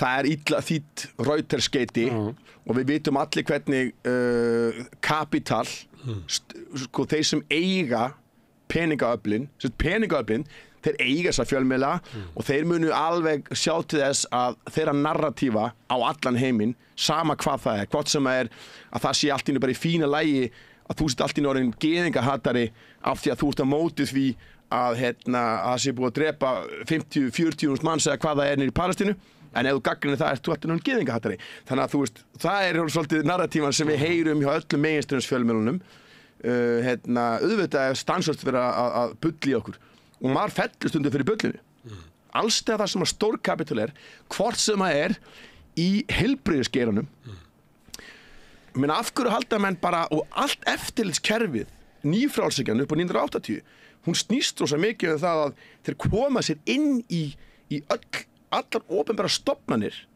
það er eftirlit með því hvaða lyf fara á markað Big Pharma þú veist, þeir hafa meira að segja heldur en hvað heiðalegt heilbrigðisstarfsfólk hefur að segja það er sama með fólk sem er á móti því að sé vera að myrða út allan heim fyrir lýðræði eða eitthvað kjaftaði. Þú veist, þetta er allt mengað. Eftirlitsstofnanirnar með Boeing. Þær voru nú lagðar niður, það Boeing átt að sjá það var eftirlit með sjálfum sér. Akkurat. Og það er það sem að auðvaldi veit. Þeir vilja alltaf láta sjá sig sjálfur, samkeppnis, eftirlit og allt svona. Þetta hverfur allt. Ég meina bara sem daginn. Geimfararnir sitja fastir út í raskat út í geim að því að Boeing var með græjuna til að sækja og þeir þorðu ekki að hringja í Rússan því að Rússin er ennþá ekki komið með allt svona í þessa ótrúðu nýfrjálshyggju þar sem að bara ekkert skiptir máli nema bara hver er að fá útborgað á Wall Street þú veist, samfélag er komið á Vesturlöndum á svo hræðilegan stað með öllu þessu og við, þú veist. En ég reyna að sjá fyrir mér hérna litla erp við borðið þar sem að hans fólk er að tala saman um heiminn og þá er það þannig að við búum í heimi þar sem að við getum sagt bara þið illa yfir völdin en fólk er gott og við erum gott fólk inn í heimi sem er yfirgnæfandi til meiröldi fólks er gott þú veist. En samt er sko illa öfl sem að stýra heiminum Já, og það er myrða fólk og kúa fólk og það er auðvelt ræna frá því bara lífsgleðinni og möguleikunum á því að geta skapa sér gott líf Já. Og eins og ég segi ég er alveg sammála svona að segja en ég er alltaf mjög skeptískur eins og þegar þú talar um klan og þegar þú talar illa. Já. Þú varst að tala, þetta byrjaði á því að þú varst að tala mömmu þína og þú varst að tala að þetta væri margt líkt sem og nú erum við kannski með Rómaveldi og þá var ég nú bara að sækja hugtök þangað, sko. Þá hefði einhver sagt það að það sem við erum að glíma við í samfélaginu er illa sem hefur náð bæði stjórn á samfélaginu okkar en líka hjörtu manna. Já, og eins og ég segi, ég myndi aldrei nota hugtökið hið illa en ef við ætlum að einfalda þetta rosa mikið, þá er það til dæmis, Jesú talar alveg sko, hið eiginlega illa. Þú veist, ég allavega, nú eru Biblían, það er skrifið, það er alls konar hlutir og ég meina Ópenbarunarbókin sem er einlega uppáhaldspartur minn af Biblíunni og nú segi ég það sem sko ótrúaði maður. Það er ótrúlega kjarnýrt og skemmtilegt. Þetta er bara stórkostleg bók, en hún er alveg galin. Það er Jesú komið með sverðið alveg klikkað, sko. Það er hann bara á vökunni, sko. Hann er bara komin úr einhverju eftirpartí, hann er alveg klikkað, sko, með Gabriel og erkienglarnir, allir klárir bara í bíf, sko. Það er samt skemmtileg bók, Ópenbarbókin er mjög skemmtileg bók, en partarnir sem maður svona getur lært af, það eru partar þar sem að Jesú talar sko græðgin. Eina sem maður getur sagt að sé svona ef við, þú veist, leið og byrja að segja hið illa, þá byrjar að fleygja svo mikið ofan í pottin og það er það sem við erum alltaf að passa okkur á því að valda fólk mun nýta það. Allt í einu verður alltaf stærra og stærra það sem að allt í einu bara, allt í einu þessi orðið partur hann illa og allt í einu bara erum við bara konum með fullt að bara alþýðu hetjum og baráttumönnum fyrir okkar réttindum. Þetta er náttúrulega vandamála því að öll hugtök eru eyðilögð. Sósíalismi, hvað þýðir það í? Við hugum margra þýðir það bara eitthvað. Mér finnst það svolítið áberandi núna þegar það er palítíski fáninn sem að þú sér kannski frelsisbaráttu kúara þjóðar. Aðrir sjá fyrir sér bara hryðjuverk og... Það er það sem að PR og markaðsliðið gerir. Þú veist, ef þú ert bara í hluta þessu 1%. Ef þú ert búin að fjárfesta í vopnaframleiðslu, jarðsprengjum, efnavopnum, þú veist, Raytheon, Boeing, þú veist, allt þetta lið. Þeir vilja stríð. Þeir segja bara á sama hátt, ef þeir var að selja kolsýrðan svaladrykk með kólabræði, þeir fara og segja, herru, nú verðum við að fá meira stríð, sko. Við verðum að fá meira stríð. Hvað er við að gera? Þú veist, við verðum að fá business. Eða þeir segja bara, við verðum að geta selt meira af þessu lifi hérna. Þú veist, þá verður að fá PR-dútan inn og PR-liðið kemur inn og gera nákvæmlega sama eins og þegar þeir eru að selja þér húbba-búbba tyggjó eða hvað, þá munið þeir gera nákvæmlega sama í sem hluta stjórnmálastarfi.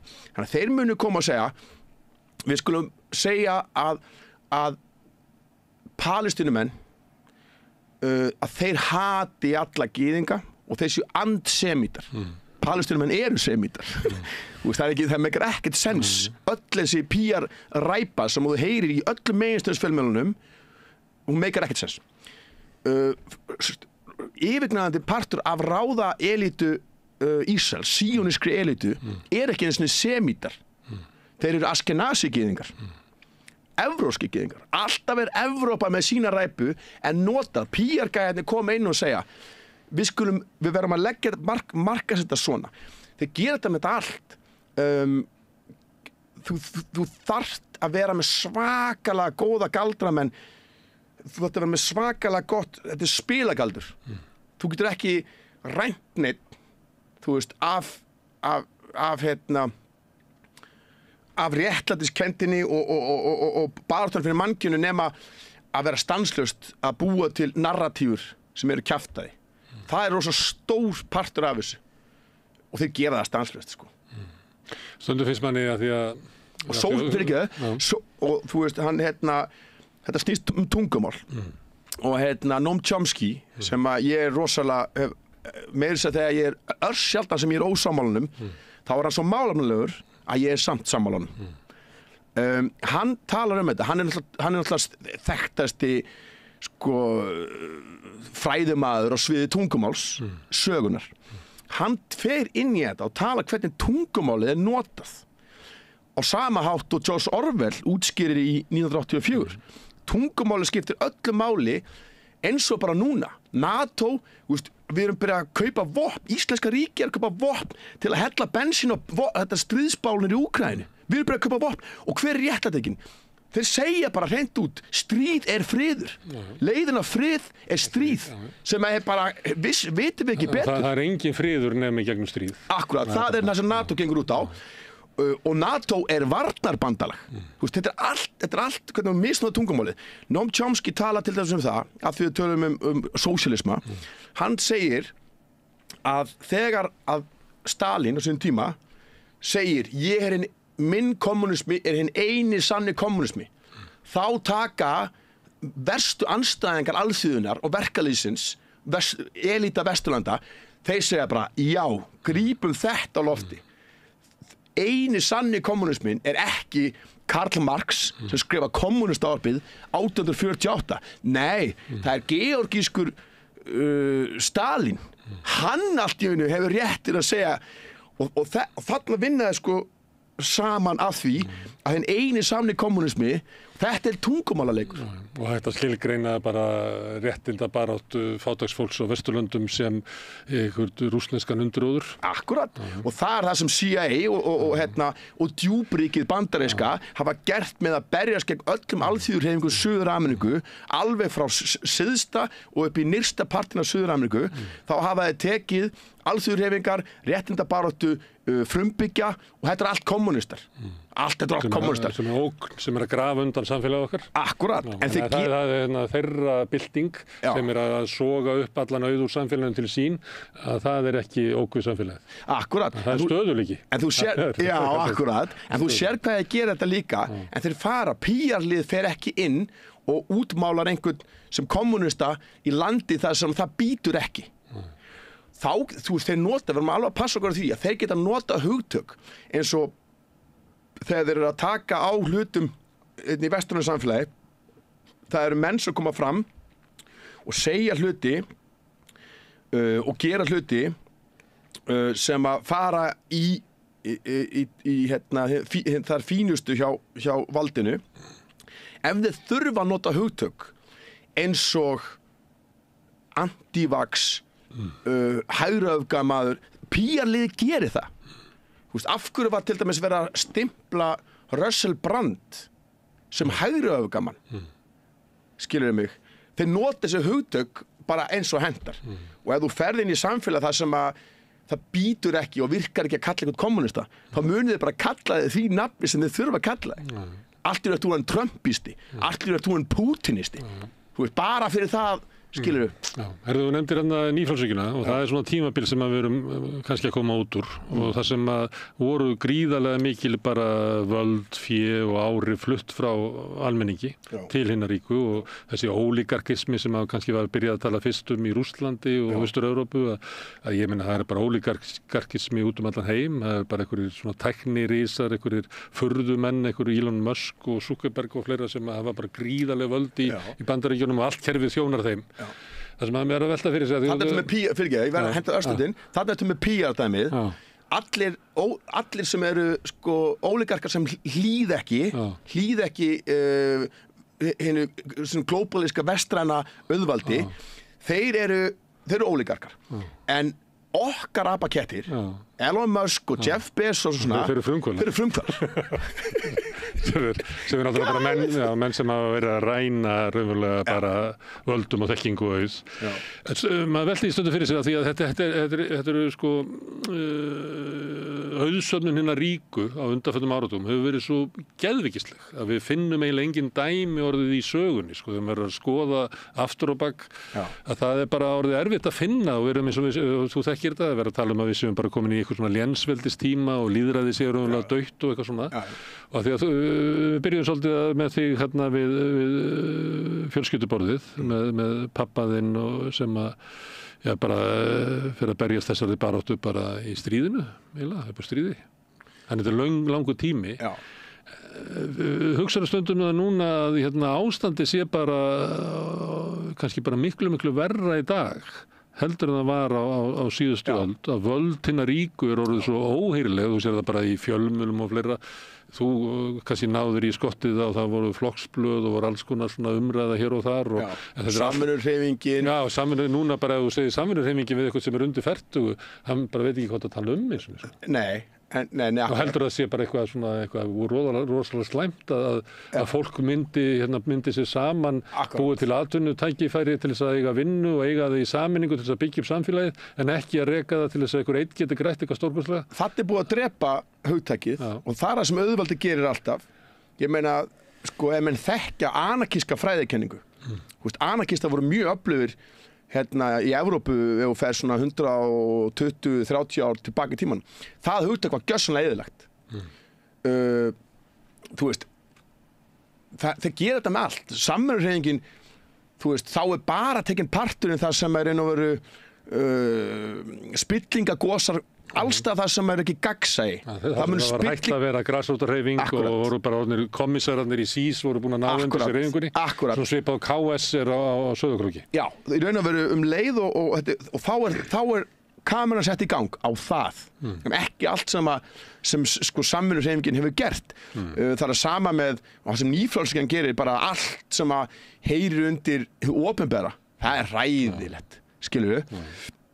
Þannig að Þau trúið þessi þjóðhagslega hagkvæmt að við rekum kennara og ráðum hann sem einkaaðila. Já, sem einkaaðila. Sem gerði í Keflavík, einkaði allt rastlið og keypti svo þjónustuna. Já, og það var galið. Þessi þjóðhagslega hagkvæmt. Já. Herðu, en ég ætla að fara aftur að fjölskylduborðinu. Já. Og þú ætla að tala um pappa þinn. Það fer svona orð af honum að hann sé mjög greindur. Hann er það. Ofurklár. Og En hvað er það að vera ofurklár? Stundum er að þú kannast við að svona gáfumenn. Nei. Þú getur leikið þetta. Það er svona ákveðin svona taktar. Já, það er ekki til svona í pappa. Nei. Það er ekki til eitthvað svona að lappinn og vera með eitthvað svona orðskrúð út í bláin. Og það er raunverulega gáður að sjá í alvunni hver er nýbúin að éta eitthvað bækur í einhverju stofnun, orðagljáfur eitthvað svona. Það er ekki, líka það að vera hóvar með það. Að vera með svona hroka yfir því að þú þekkir eitthvað, það finnst mér ofboðslega vandræðalegt, Þú veist, eitthvað svona, ég veit, en ég er með eitthvað svona, einhverja gráður og, þú veist, pabbi er alveg flugmenntaður. En hann mun aldrei, nota það til að reyna að útskýra mál sitt. Þú veist, ég meina, það skiptir svona, að vera hógvær er rosalega mikilvægt. Og það í raun og veru, einhvers staðar það hluti bara að vera félagslega gáfaður. Ég held að sé í bréfi til Láru eða einhvers staðar í Þórbergi þar sem hann segir eitthvað að menn sem eru greindir en voru karakterist heimskir. Já. Greindir að nýttist þeim ekki af því að þeir voru kannski með einhverja beyglu í egóinu og fæðisfyrir. Ég veit það. En þú ert að segja að pabbinn sé karakterist gáfaður eða vitur. Já, í raun og veru líka byggt á reynslu og líka eins og ég segi fólk eins og hann sem þarf að á svo mörgum sviðum að því að eins og ég segi pabbi hann kann og gerir allt, ég meina hann smíðar og þú veist af því að hann þarf þú veist leið og byrja að fatta ef þú ert bara inn í einni búblu og ert svakalega góður nákvæmlega bara því ég held að sé svona holta svona að fara út fyrir og fatta hvernig allt hangir saman hvernig grunnurinn í öllu lífi þú veist, í raun og veru grunninn svo sami, þú veist. Og pabbi náttúrulega hefur verið, náttúrulega, var og goði, sem sagt, Vestfjarðagoði Ásatúrafélagsins, náttúrutrúin, svo mikil hann veit að manna best og fólki mitt að ströndum að þú ert ekkert að fara að vera að labba, þú veist, það skiptir engu máli hvað þú átt mikinn pening og hvað mikið af biskupum muni blessa þig. Ef það vondur sjór, þá ferð þú ekkert á sjóin. Þú verður, það er eina almætti, það er náttúruöflin. Þú verður að beygja það undir. Þú verður að beygja það undir. Og það er það sem náttúrutrúin, það er það sem er svo hættulegt við Abraham trúarbröðin, að fatta ekki að þið eina almætti það náttúran. Og við erum núna að klessukeira hann heim í mengun og viðbjóði af því við föttum ekki að það almætti og það jörðin, það náttúran. Pabbi náttúrulega alltaf lagt rosalega miklu áherslu á þetta. Þú veist, þótt að pabbi sé á ströndum, sé veiðimaður, þú veist, virðingin fyrir lífi, þú veist, eins og þegar ég fæ sko byssuleyfið og byssunas pappa, þá segir hann, leggur hann áherslu að þú skýtur bara það sem nóg til af, tekur enga áhættu, þú skýtur ekki raskat af vendinni, hún verður að drepast, þú tekur enga áhættu og þú verður að éta það sem að þú skýtur. Allt dýrið. Allt dýrið. Og það líka bara... Ekki bara rífa lundina úr því og henda hræinu. Nei, meina, þú veist, það að gera allan fjandan. Sko, ég ætla ekki að segja að það sé eitthvað gúrmi þegar pabbi var að elda svartfugl, bara eins og Guðmundur Hrafn, frendi á ströndum sem hann náttúrulega hefur verið oft hérna á Leiðindastrandunum. Argrímsson á Leiðindastrandunum, já. Stórkostlegur maður. Hann þegar við vorum að ræða þetta daginn, sko, hvernig þetta var eldað hjá fólkinu okkar, það var bara svartfuglinn tekinn, settur í pott bara með fjöðrum og svo var þetta bara soðið og maður svona tróði þessi helvíti í sig. En það var allavega, þú veist, þetta að virða líf, þú veist, og þú getur alveg tekið líf sem veiðimaður sem lifir á náttúrunni og hluta náttúrunni, en þú verður að bera virðingu fyrir því. Það ekki að bera virðingu fyrir því að vera sko að menga eins og þessi stórfyrirtæki, þessi stórkapitalistar sem rústa jörðin okkar, en beina síðan sjónum að því að einhver grænlendingur sé að veiða sér sel, og það það sem gera. Þú veist, þeir láta líta út eins og aðalbaráttan að vera gegn því að frumbyggjar veiði sér sel í matinn. Ég veit að það búið skánar og svolítið mikið. Náttúruverndarsamtök hafa fattað þetta, að þarna var verið að misnota þau, þú veist. Já, ég meina, það þekkt sagana því að þegar það var fjölskyldan var að keyra fyrir vestan, pabbi sér hérna, sko, nú ætla ég að reyna að fara rétt með, en fólk er á ströndum, það segir nú söguna bara eins og hún hljómi best, en það svartfugl og eitthvað skarfur, pabbi bara þetta líst mér á maður, og hann stoppa bort í kanti, hleypur út, og hann er með riffilinn hérna, og hleypur út og reynir að komast þarna í færi, og svo plaffar hann á fuglinn. Þetta var svolítið fjarlægð. Hann hittir ekki svartfugl. Allir fuglarnir fljúga burt, en niður pompar máfur, sko. Hann pabbi hafði skotið sér máf í matinn, sko. Þannig að það var ekkert annað að gera, sko. Hann bara stekkur út og syndir, og datt líka klunnalega niður, sko. Þannig að pabbi þarf að synda eftir máfnum. Og fjölskyldan horfir á þetta, sko, hvað djöfullin skangi þetta. Þannig að pabbi kemur tilbaka og mamma segir, hvað staðan þessu? Og pabbi, það máur í matinn. Þannig að mamma þurfti að hægelda einhvern máf bara með aromatkrytti hérna í fucking sólarhring til það var ætt. En þetta var ekki borgarmáfur, sko, þannig að sko alveg að hreinu, þetta var alveg ætur máfur, hann var ekki búinn að lifa á nonnabitum, sko. Nei, sem eru kannski góður, ég veit ekki.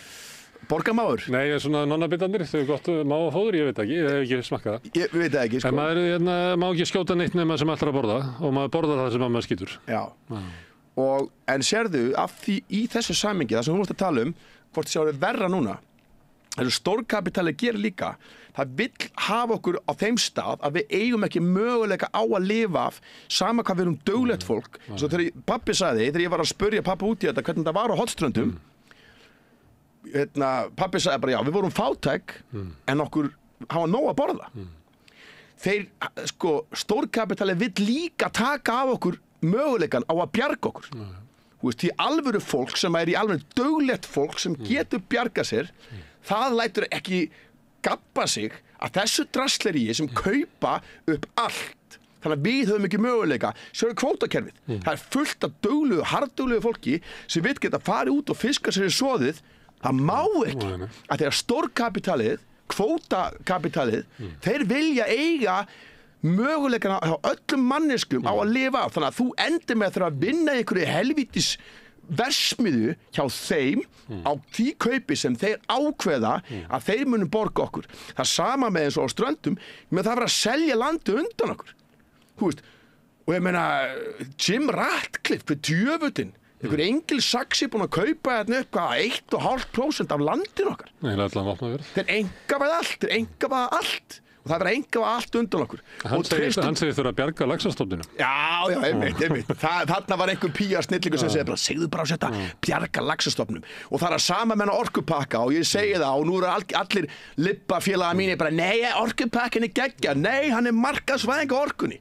Og leiðum búið að markaðsvæða orkuna, þá mun enda í höndunum einkaaðilum og við erum Íslendingar sem þurfum að hita húsin okkar, við þurfum að, þú veist, þetta er allt, sami prósessin, allt stór auðveldið er náttúrulega, þú veist, Evrópusambandið er bara að ganga þeirra erinda. Þú veist, auðvitað fleygjar inn einu og því að heimurinn ekki svarthvítur, auðvitað fáum við eitthvað gott frá Evrópusambandinu líka. Það er verið að styðja. En við fáum líklega bara það sem að alþjóðlega auðvaldið setti sig við. Akkurat, eitthvað sem skiptir engu máli. Svipað og kannski má segja VG í þessari ríkisstjórn. Akkurat. Að þau fengu kynrænt sjálfstæði vegna þess að það er bara ókeypis. Akkurat. Fyrir auðvaldið. Það er það sem nýfrjálshyggjan fattar. Gamla íhaldið, þeir föttuðu þetta ekki. Nýfrjálshyggjan fattar, við getum leyft öllum að halda, það verður alls konar, við getum svo framalega sem komið ekki við peningana mína. Þú snertir ekki peningana, þá máttu hommast, þú mátt vera blökkumað, þú mátt vera hitt og þetta og við munum alveg leyfa þér að sitja í einhverjum nefndum, eitthvað sem skiptir einhver máli, en ekki snerta peningin. Gamla íhaldið fattaði þetta ekki. Þeir voru bara hommaðir og svona. Nýfrjálshyggjan fattar þetta.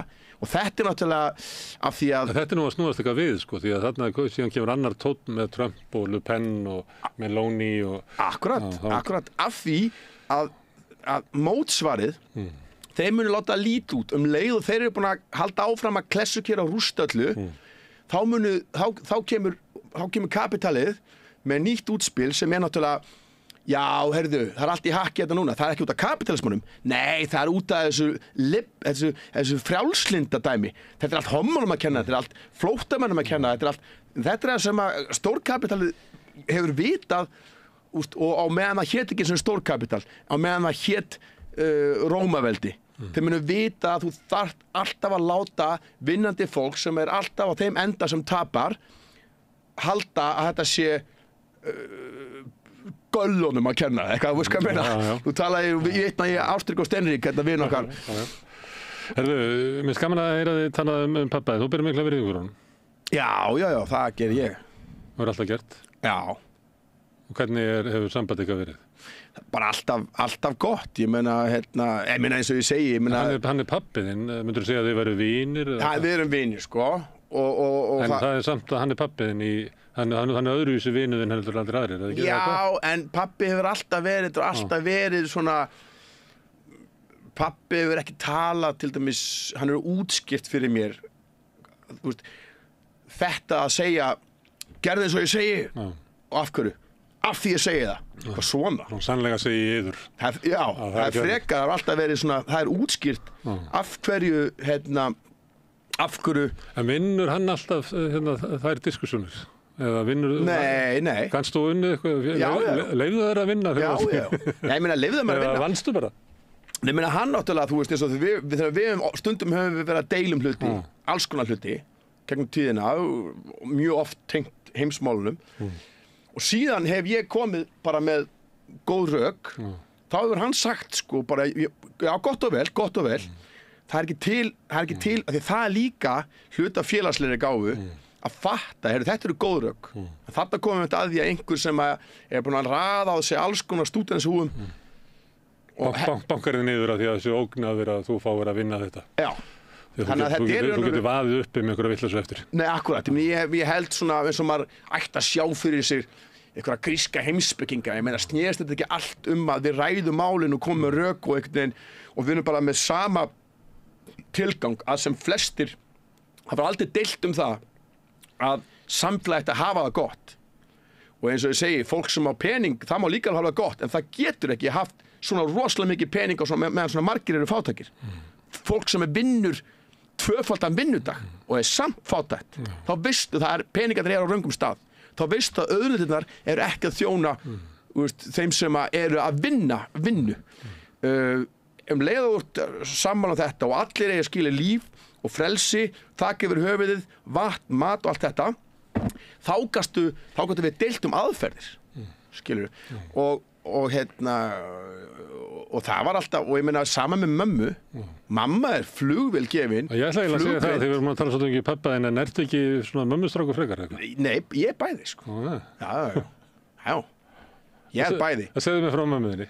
Sko, hún náttúrulega kemur náttúrulega sjálfsögða vestan að hluta, sko. Hún á Suðurlandi, að komin á svakalega flottu hestafólki á Suðurlandinu, sem móðurafi minn, en síðan kemur hún úr kirkjubóli í Valþjóðsdal í Önundarfirði, sem sko vestfirski parturinn af móðurfólkinu. Duglegt vinnandi fólk, sem að sem sagt kemur undir sig fótunum. Langafi minn var raun og veru hann var á hreppnum og var boðinn upp eins og þótti bara eðlilegt. Og hann var látin, hann var sem sagt eins og fólk sem kannski þekkir þetta ekki, þá var þetta þannig að þeir sem voru munaðarlausir eða voru teknir af fjölskyldum, þeir voru boðnir upp. Sá bóndi sem að tók minnstan pening frá hreppnum með honum, hann fekk að hirða þá. Og þetta er bara þrælahald. En hann var allavega hjá bónda sem var það sanngjarn að hann var með bútungur, eða hvað hét þetta? Bútungur svona fiskur sem var fluttur til sveita? Já, þetta var ekki bútungur, hann gat fengið að vinna, hann var alltaf að vinna upp í sínu framfærslu, það sem kostaði að hafa hann og vel hún að það, en hann gat unnið auka og keypt sér frjálsan. Og hann fór sinni stýrimannaskólan og var stýrimaður og var aflakló og glæsibær. Þannig að það mjög mikil meðvitund það að það er ekkert allir sem að gátu unnið sig frá svona svakalegri fátækt. En þetta er eitthvað sem fólkið mitt gleymir ekki. Þú veist, þannig að við höfum alltaf verið, sko, fjölskyldan mín í Mórætt hefur alltaf verið mjög meðvituð þetta. Að vera efnahagslega sjálfstæður eða eitthvað. Já, og þess vegna finnst mér svo fyndið þegar menn að tala um að eitthvað bara vera nóg duglegur að vinna, bara sett hann upp í þið meistari. Ég veit alveg, ég kem að fólki sem þurfti að einmitt að koma þessi fótunum úr engu. Og mamma hefur alltaf lagt mikla áherslu á þetta. Þú verður þú ert ekki unni frjáls fyrir efnahagslega sjálfstæður og pabbi hennar, stórkostlegur kall, Gummavi, hann byggði hús yfir fjölskylduna, hann vann allt og mikið, hann var leigubílstjóri, hann var dyravörður á Iðnó, hann var svona flottur rauður krati og amma vann á barnum, svona, og það er einmitt, þú getur heyrt þarna, Illugi Jökulsson tekur fyrir í frálsum höndum hann, tekur fjallar svona djammið á stríðsárunum og þá kemur afi við sögu, sko, af því að hann var, og ég kynnist Ragga Bjarna gegnum hann, af því að Raggi Bjarna var að spila á trommur á Iðnó í hljómsveit sem að pappans var í, þannig að en áherslan, sko, hann vann allt og mikið og hann fer snemma, sko, eða sem sagt hann far heilablóðfall og það er líka svolítið lærdómur að maður verður að passa sig að fatta hvenær þú ert komið nóg mikið efnahagslegt sjálfstæði. Það er lærdómur í þessu öllu og það er það sem hann hefði haldið áfram, hann hefði alltaf verið óöruggur að falla í fátæktina og þess vegna hélt hann áfram að vinna til þess að tryggja það. Það er svolítið svona mín sýn, eins og ég sé það og hann náttúrulega, og hann var, sko, Það stundur sagt að maður geti séð það á ískapnum á fólki þeir sem ólust upp í fátækt að þeir hefur komast til einhverja svona álna að þá er yfirleitt allt of mikil matur í ískapnum, sko. Það er svo hræddur að vera tómt, sko. Nei, hann var, sko, ég fór alltaf að kíkta alltaf í ískapnum á mömmu þegar ég heimsótti hana og þá var stundur bara 2 egg, hálft smjörstykki. Mér finnst þetta svo aðdánaðist. Já, sko, ískapnum á pappa er bara súr hvalur og hákall og eitthvað gamalt skarfur og eitthvað svona.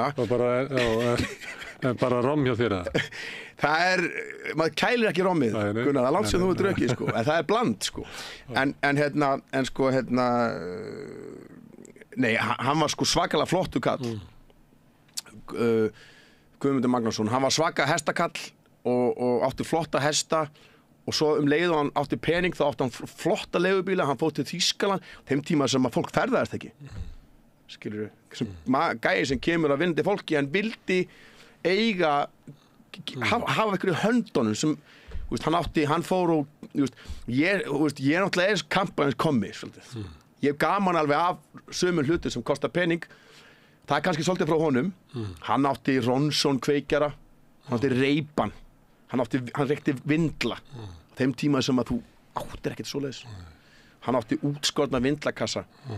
Hann var alltaf flott. En má var ekki njóta eitthvað sem gott í lífinu þótt að maður sé... Absolutt. Og þarna komum við að þessu píarugli. Hver vann fyrir þessu? Bara, ég vann fyrir þessu. Ég má alveg reykja 8.000 króna hýpamyndil. Þú veist. Af því að þú varst, hvað heitir þetta, skemmtarastjóri á 18 ársáttuðum í einu mánuði? Já, akkurat. Af því og ég hef alveg verið svona Veislustjóri heitir það. Veislustjóri, og ég hef alveg verið á þeim stað, ég hugsaði svona, nei, nú ég að vinna mikið. Ég búinn að vinna stanslaust í 25 ár og það er bara mín vinna, þetta er mín tónlist, þannig að mér finnst það alveg í fínasta lagi að veluna með einhverju sem kannski kostar pening. En að því ég nefndi hérna að vera veislustjóri, að því það er náttúrulega eina af sem er sérkynlegt við þig, að þú ert óþekkimaðurinn og kemur hérna út úr bakgrunni bara sósíalisma og heimsvaldastefnu og svo ertu rappari og rífur kjaft. En svo ertu líka eftirsóttu veislustjóri í árshátíðum stórfyrirtækja og kapitalistanir kaupa þig til þess að... Ég held þetta sé... Þetta er nefnilega svona... Á hverju er þetta? Ég held bara að þetta hafi þetta að gera með að starfsmannafélögin það er mjög oft sem að þau vilja að koma einhver og flengi toppana og það er það sem ég gerir svolítið. Hýða kónginn. Já, ég hef svo gaman af að hýða kónginn og svo held ég að mikið af kóngunum þetta er svona smá BDSM fólk sem hefur við höfum séð þetta bara í breskri pólitík, valdamestu menn í breskri pólitík, þegar þeir eru teknir þegar er eitthvað kynlífsneyksli á þeim, þá er það aldrei eitthvað svona að láta éta sér laukinn í ykkur húsasundi, það er alltaf eitthvað að vera að hýða þá. Ég held að svona valdamesta liðið vilji alltaf láta hýða sig við og við. En er það ekki, ég veit ekki, auðvitað jobb að vera að gera þeim það til geðs þessu ríka fólki, að vera... Eins og ég segi, ég hef tekið vinnu og ég kem inn á mínu forsendum, allir vita það, mér finnst ekki trufla mig, ég kem nákvæmlega inn eins og ég er, ég get aldrei komið inn og það er einhver svona sem er að hræra eitthvað í því sem ég segi eða geri eða ritskoða mig, það er aldrei verið í boði, þannig að menn verða bara að heyra það sem ég er. Og eins og ég segi og fólk sækist eftir þessu, þetta er spist út fólk vil fá þetta er svona BDSM-þjónusta og það er stundum mikið að gera þegar það er í þessu, eða ekki? Það er bara stanslaust að gera sérstaklega eftir COVID ég hef bara þurft aðeins að róa mig niður, þetta er búin að vera alveg þannig að ég var búin að taka til mig bara núna fyrir að það sem ég var með 6 veislustjórnir í einni viku þá var ég bara nei nú verði ég bara þannig að ég get ekki veislustýrt ég hef núna fyrst og næst að koma fram bara með tónlist ég get ekki, að ég undirbýð svo vel ég er alltaf búin að kynna mér allt ég undirbýð mér betur en flesti veislustjórar ég er ekki að segja sömu brandana og trekk í trekk, ég er búin að kynna mér en það er búin að vera rosalega mikið gott að gera og ég er mjög ánægður með það ég er mjög glaður með líf mitt og mamma er ánægð með það að þú er náttúrulega sjálfstæður. Já, og pabbi náttúrulega og allir held ég að séu svona sæmilega ánað með mig Það er ein spurning sem ég spyr alla sem koma hingað hvort að þeir voru alast upp, hvort að við upplifa að það væri alin upp í að vera velkomin og verið alin upp í ást. Já, en sérlega líka hvað þetta er margþætt eða ekki margþætt, fjórþætt ég er náttúrulega yngstabarn þannig að ég á stórkostlega mömmu og hvernig hún sýnir ást er á annan hátt heldur en pabbi sýnir ást. Hvernig þá? Mamma vildi að allt var á hreinu með allt, hún sýndi ástina með því að ég þurfti að vera í skólanum Kópavogs, þú þurfti að fá menningar eftir uppeldi, hún sá til þess að ég var í Kársneskórnum, ég var í æfði sund, þannig að var í lægi með, ég fengi að var í liði heilsusamlegu lífverdi, hvað það var það, hún skráði mig í siglingar, hún sýndi þetta miklu meira svona. og meðan pabbi sko kom svona og tók utan að mig og miklu meira, skilurðu. Þú veist, fólk sýnir ást að mismöndi hátt. Þetta er stundur svona í sjómannafjölskyldum þar sem að konurnar bara reka heimilið og kallarnir eru alltaf úti. Þá fá kallarnir að vera blíðir á meðan að konurnar eru svolítið herforingjar. Það er svolítið þannig. Og það er bara eins og það er. Ég er sæmilega vel heppnaður og það eru foreldrar mínir, en líka náttúrulega systkini mín. 16 árum eldri bróðir, Eiríkur, svo æðislegur strákur, systir mín, 10 árum eldri, Gunnvör Rósa, stórkostleg kona, og Eyjólfur bróðir minn, César, 2 árum eldri, sem náttúrulega þegar maður er krakkaskratt í Danmörku og maður er ekki ennþá, þegar maður var ekki búinn að læra tungumáli, þá passa hann upp á mig. Skilurðu, og svo átti ég rosa góðan afa í föðurættina, ég var búinn að missa, ég náttúrulega fæði svo seint að ég átti raun og veru bara ömmu í móðurætt og afa í föðurætt.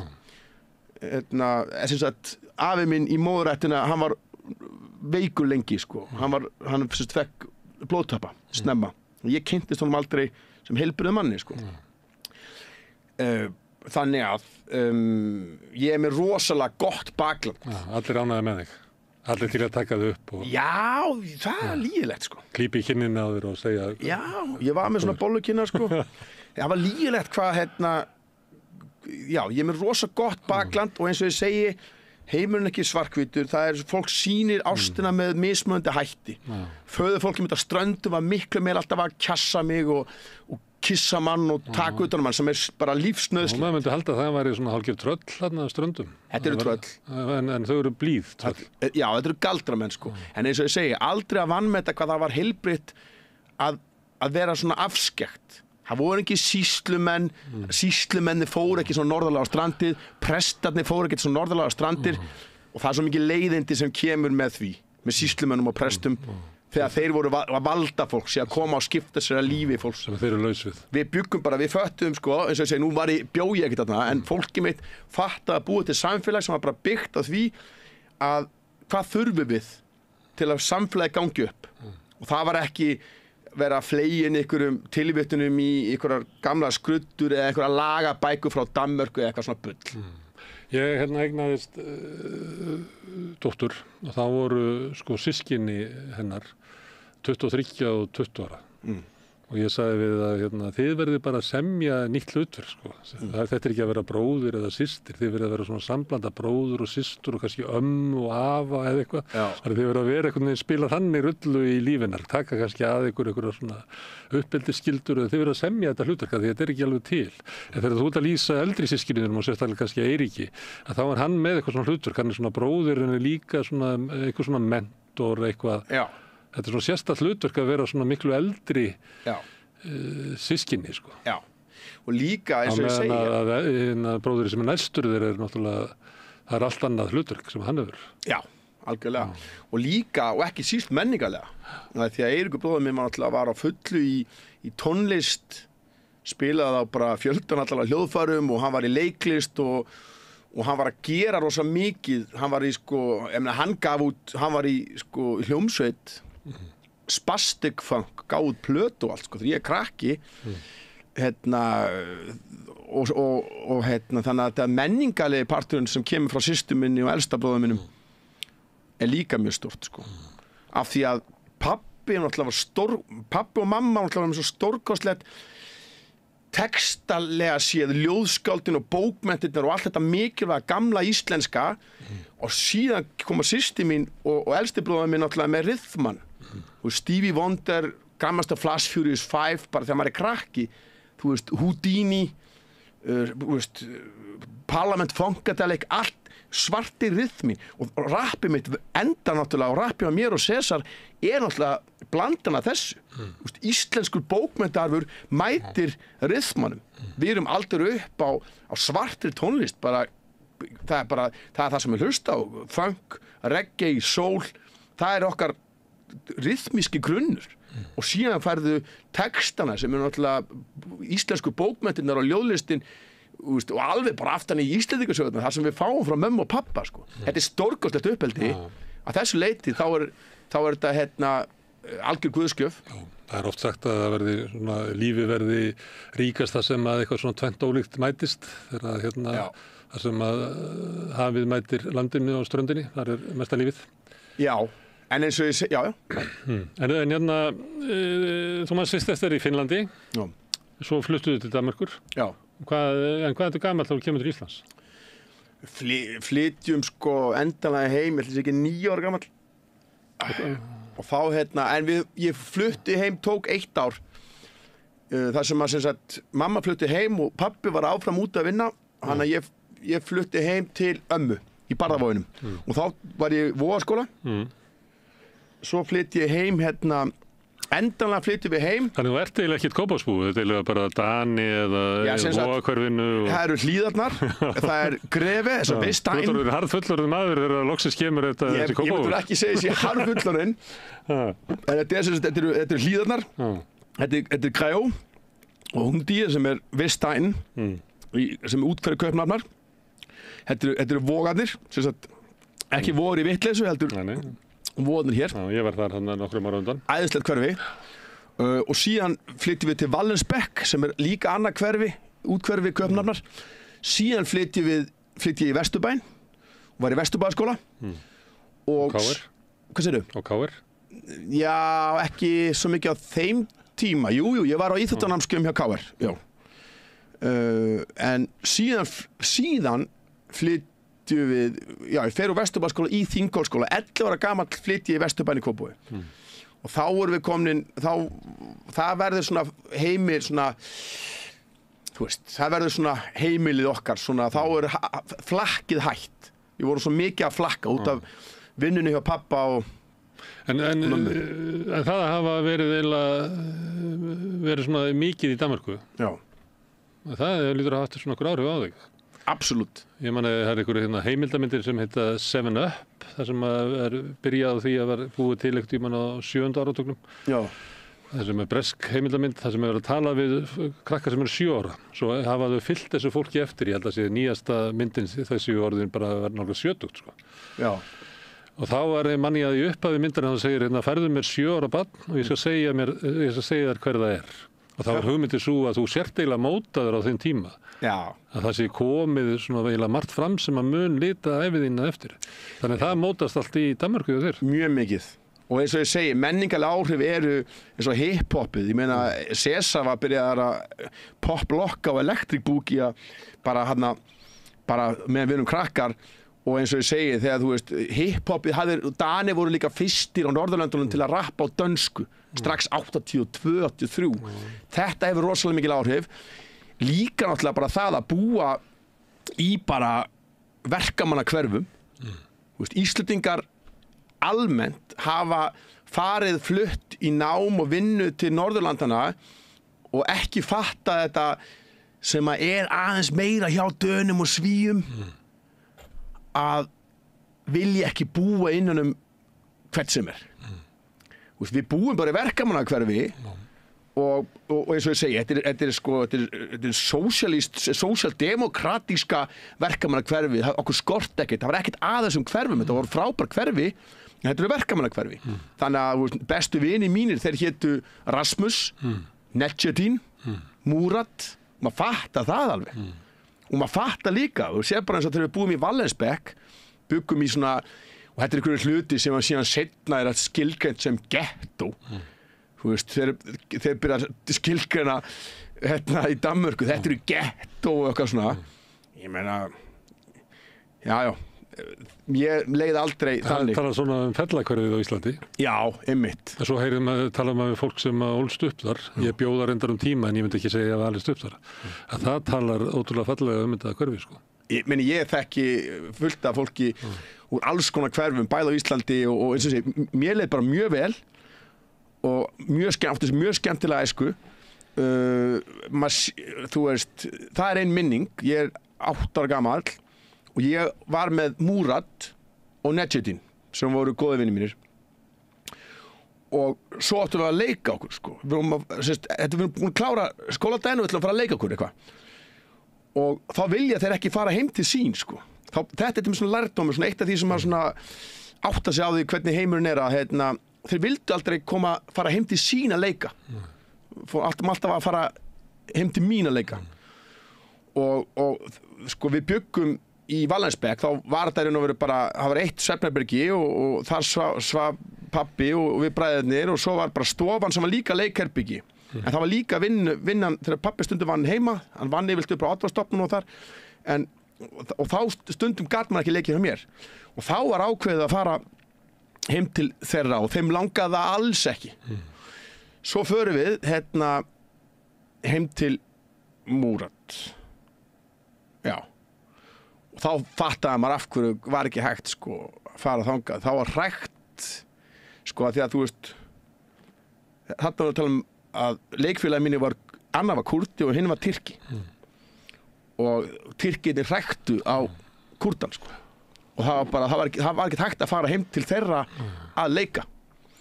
Skilur, þannig að það er alltaf margt sem að maður lærir sem er alltaf mikilvægt og þau hugsa þetta er bara krakkaskrattar sem það bara hafa geð gaman okkur og ekkert mál fyrir okkur að leika okkur saman þrír. En það var ekki að fara því að það var eitthvað svona fólk sem hefur fallið undir þetta endalausa divide and conquer fantasíur að þessi sé minna virði eða meira virði sko. Maður sá fullt af hlutum þú veist þegar við vöknum einu sinni, þá bjöggum við í Grefi, þá vöknum við skotkvelli, skilur og við bjöggum í raðhúsum og það eru svona svakalega mikið fólki að hlaupa, það eru hróp og öskur og læti og það er hleypt af skotum, sko og það er farið inn við hlíðina hjá okkur og verið að reyna að sparka upp hurðina og pabbi bara segir okkur að liggja og svo fer hann og tjekkar á þessu og við sjáum bara svona, ég man þessa minningu mjög vel að það er birtan sem kemur inn það sést að koma skuggar af fólki að hlaupa birta kemur inn og það er skuggar af fólki að hlaupa og svo er háreisti sko og þá hafði sem sagt verið fólk sem var að giftast og nákvæmlega hvað gerðist veit man ekki alveg hvort að það var fólk sem elskaði hvert annað í alvörunni sem fekk ekki að giftast og hún giftist einhverjum öðrum eða þá að hann hafi gamli kærastinn hafi í raun og veru brotið á henni við fengum aldrei að vita þetta mál varð aldrei að neinu því að það var enginn sem talaði eftir að löggan handtók liðið það var strákunum var drepinn sem var líklega gamli kærastinn hennar og þau vildu elskast en það var ákveðið að gifta hana, skilur við. Þannig að það er alls konar svona hlutir sem maður lætur mann fatta bara hvað lífið er aðeins flóknara heldur en bara ef maður er alveg upp í hlíðunum, sko. En þetta er allt reynsla og þetta er allt bara frábær reynsla að sjá bara aðeins meira heiminum þótt þetta sé bara Danmörk. Þú hefur verið tengdur Danmörku eftir þetta? Já. Og talað dansku? Já. Jeg snakker ikke engang dansk, jeg snakker københavnsk. En þú breytir svolítið hratt danskan, þannig að kannski danska sem að þú lærðir fyrir 30 árum er kannski orðin forn í dag. Nei, af því að ég hef svo mikið fylgst með rappi og danskur tónlist og núna eru til dæmis mikið af bestu röppurunum í Danmörku eru frá Vestegnen, þannig sem ég er alveg upp. Þannig að maður er menningarlega alltaf tengdur Danmörku. Þú getur ekki rappað á dansku við það? Jú, ég hef alveg gert það sko. Við gerðum það upprunalega sko, fyrir tíma Rottweiler sko. En hefur þú fylgst með Danmörku því að því við erum að tala um innflytjendur og slömm og svona, þá er umræðan í Danmörku innflytjendur svona svolítið sérstök. Ég man eftir því þegar ég kom til Danmörkur eftir, hafði ekki komið þar í nokkur ár, var stuttu eftir aldamótin, þá fekk ég bara svona sjokk á því hvað svona bara venjulegt fólk vildi tala við mig bara, mér fannst að ég hefði bara aldrei lent í þessu áður, eitthvað bara borða kvöldmatt og eitthvað fyrir að básúna anduð sinni á einhverju öðru fólki. Ég bara hafði ekki lent í þessu. Og mér fannst þess að Danmörk hefði bara dunkað einhvern veginn, bara mist svona fótana, sko. Já, og þetta kemur seinna inn í Svíþjóð, sko. Já. Þetta var ekki komið á þessum tíma. Það er rosalega margt sem að hefur misfarist í þessu öllu. En það er ekki hluti sem þú getur skrifað á þess eða hinn löndin eða trúarbrögðin. Við erum að tala alltaf einhvern veginn þegar þú ættir að, skilurðu, að þið vantar ódýrt vinnuafl, kapitalið alltaf svona, þá náttúrulega viltu fá sem mest inn á ódýru vinnuafli og raða þeim niður í bara ódýrt húsnæði sem lengst frá samfélaginu. Sænsk fjármála elita, hún vill ekkert hafa, þú veist, Múhameð og ef einhver... Kannski að konan hans komi og þrýði íbúðin okkar á meðan við erum í vinninni. Já, hún má það, sjá. Þannig að og skein okkur kannski á elleheimilinu. Já, þannig að það að fá fólk inn sem að í alvörunni á að komast inn í samfélagið, það var aldrei prógramið hjá þeim sem að ráða fjármála elítu Danmörkur sem vantaði bara ódýrt vinnuafl og líka fólki sem þeir voru að taka inn, það var náttúrulega rosalega mikið valið þannig. Þú veist, auðvitað náttúrulega er aðeins öðruvísi með hvernig Svíarnir gerði þetta. Ég meina Ólafur Palme sem er held ég eini alvöru stjórnmála leiðtogi sem að Vesturlönd hafa haft. Enda var hann drepinn eins og allt gott fólk sko. Hann náttúrulega tekur frá Chile mjög mikið af fólki og ég þekki rosalega mikið af fólki sem að kemur inn og er rosalega þakklátt og ánægt með þennan tíma. Þetta breytist eins og þú segir upp úr 2000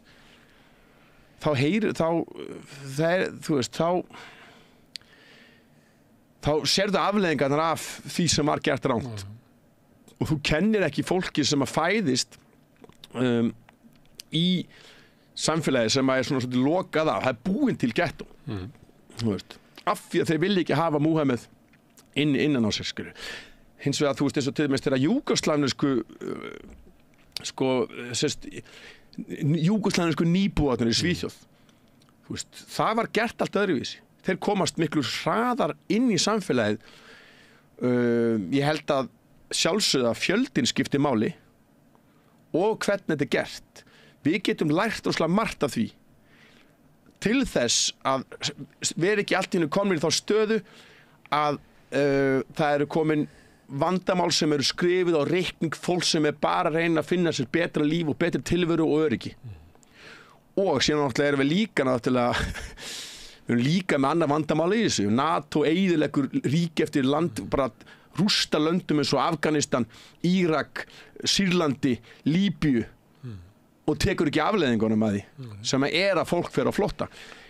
Þetta er margþætt. Og það fólk er síðan ekki velkomið raunverulega í Londonum og fær ekki að vera fullgildir borgarar. Og þá kannski eðlilegt að þau líti á að þessu andstæðingar. Tala ekki með það vestrann stórfyrirtæki sem eru búin að ræna olíun og auðlindunum af þessum löndum og ég meina þá eldi þú náttúrulega bara hvar eru auðlindirnar. Þetta er bara eins og þeir segja sko, England, við komum ekki til Englands fyrst. England kom til okkar og það er verstu nýlendu kúar af mannkynnssögunar, þrælahaldrar, arræningjar og auðlindir England sem er sko í raun og veru skylda til að borga tilbaka með einhverjum hætti að búa til flóttamenn, það vill enginn vera flóttamaður. Ekki eyðileggja þessi lönd þannig að fólk gerist flóttamenn. Fólk vill búa í sínu heimalandi nema af því að þú ert að NATO sé að bomba landið þitt eða þú sért að sponsora svona nýlendu verkefni eins og Ísrael eyðileggja framtíð fólksins. Það er bara hluti að fólkinu vill bara fara eitthvað annað. Ég held að Íslendingar eru þannig að það eru eiginlega jafnmargir sem að kjósa að flytja út umfram þá sem að koma aftur heim heldur en að fæða sko.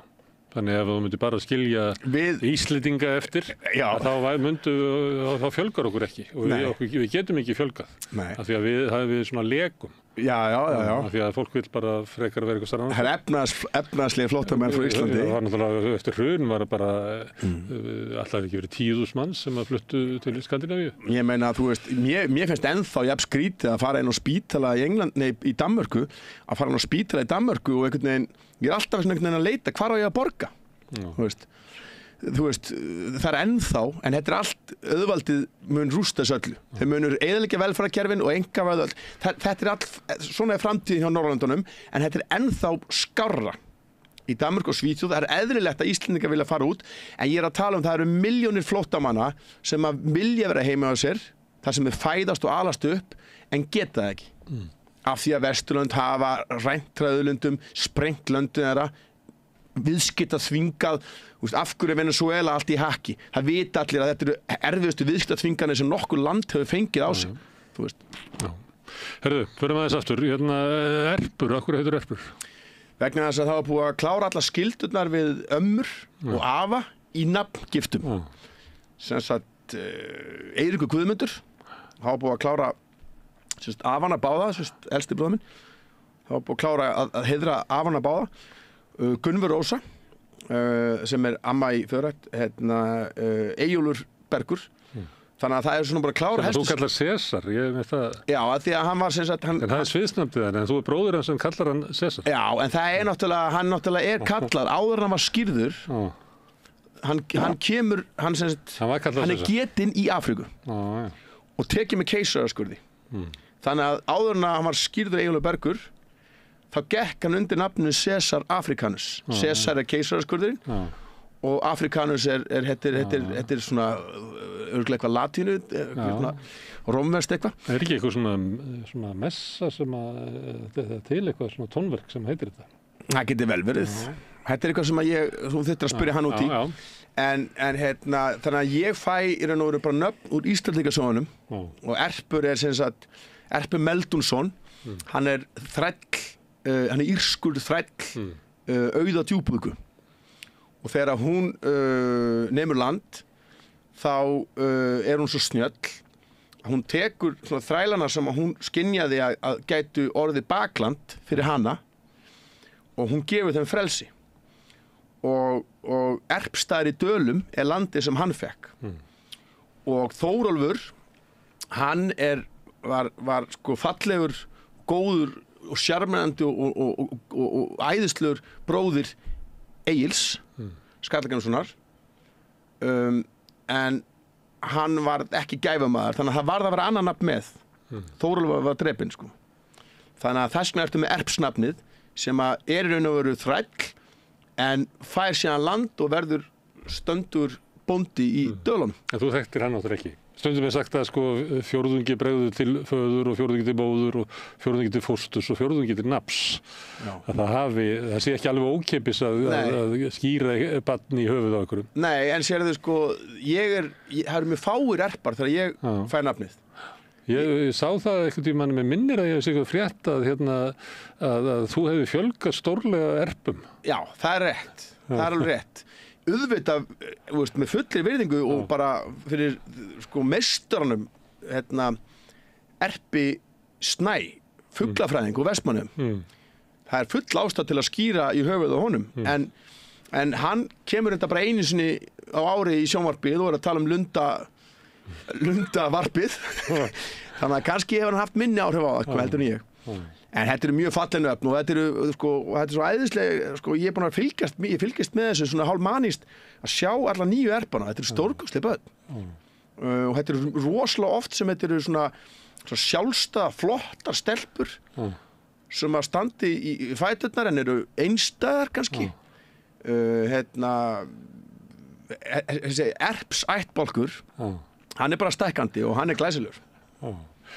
Herðu, eitt sem ég spyr hérna fólk að því að ég er í svona félagslegum rannsóknum hérna, þá spyr ég, þegar þú varst 12 ára, þá er maður svona komið með vit og maður er svona átt að segja á því að maður mun verða fullorðinn, sko, að æskan haldi í manni.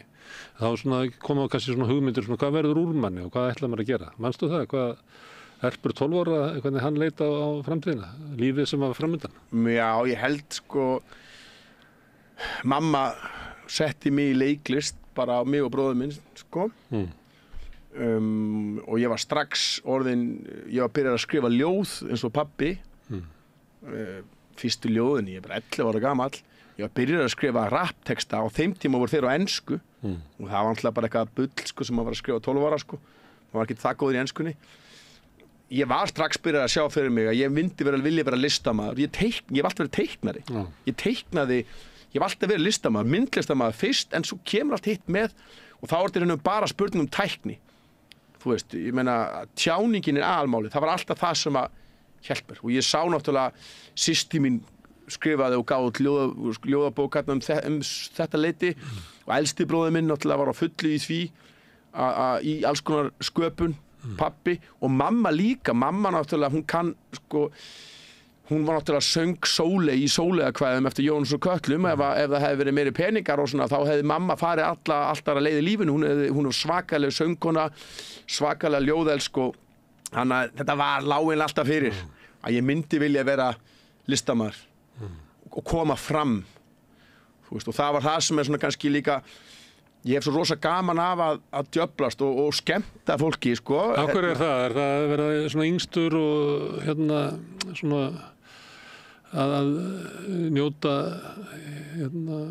sviðsljóssins? Já, ég held að... Verður ekki til svona almennlega fyrir að sviðsljósi komið á þig? Sko, nei, þetta er ekki þannig. Slaknar á þér eða ég slekk núna á ljósin? Já, þá bara hengiði mig, sko. Nei, þú veist, ég hef alltaf haft gaman af að djöflast. Jafnvel átt að sé bara fyrir framann, sko, nánast í fjölskyldu, sko. Alltaf svona trúðurinn í... Þetta er nú oft er þetta bara grafalvarlegt, þannig að það er nú ekki meira trúður í því en að stundum er þetta bara fjallar að ræsa fallegsina á auðvaldi, sko. Þannig að þetta er nú bara það að koma fram og tjá sig, tjá hvað maður að hugsa og hvernig mann líður.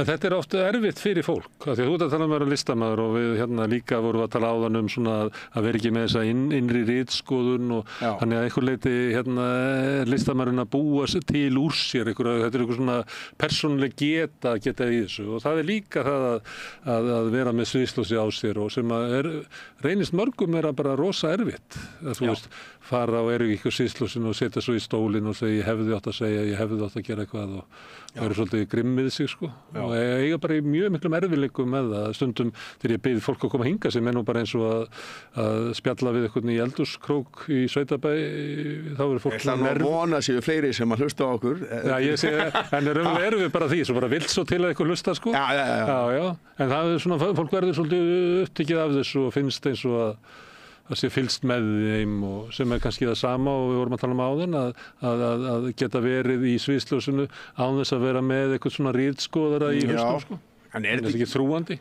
Já, En þú aldrei fundið fyrir þessu? Nei. Þannig þú getur ekki ráðlagt fólki hvernig það losnar við þetta? Ég held bara líka sko, þú veist, ég bara hef verið alinn þannig upp að reyna að vera góð manneskja, reyna láta gott að mig leiða það er engin skömm í neinu sumt fólk og ég veit, ég hef líka lært þetta sem er bara lærdómurinn frá strandafólkinu að það er ekki glæpur nema að sé þolandi og vitandi það þá einhvern veginn ég hef enga skömm ég held að sé svolítið þetta fólk heldur að svo margt svona að það heldur að þurfa að skamma sín fyrir eitthvað Það sé bara ekki nógu gott Já, ég þekki þetta ekki. Ekki. Og fólk upplifir það sé ekki velkomið sem að upplifir það að heimurinn sé ykkur annarra og maður sé svona... Einmitt. Já, maður sé ekki alveg velkomin inn í þetta, þú veist, að ég verði að læra það sem aðrir vilja að ég sé til þess að mega vera með. Þetta er líka sko stórt í þessu, er að ég hlusta,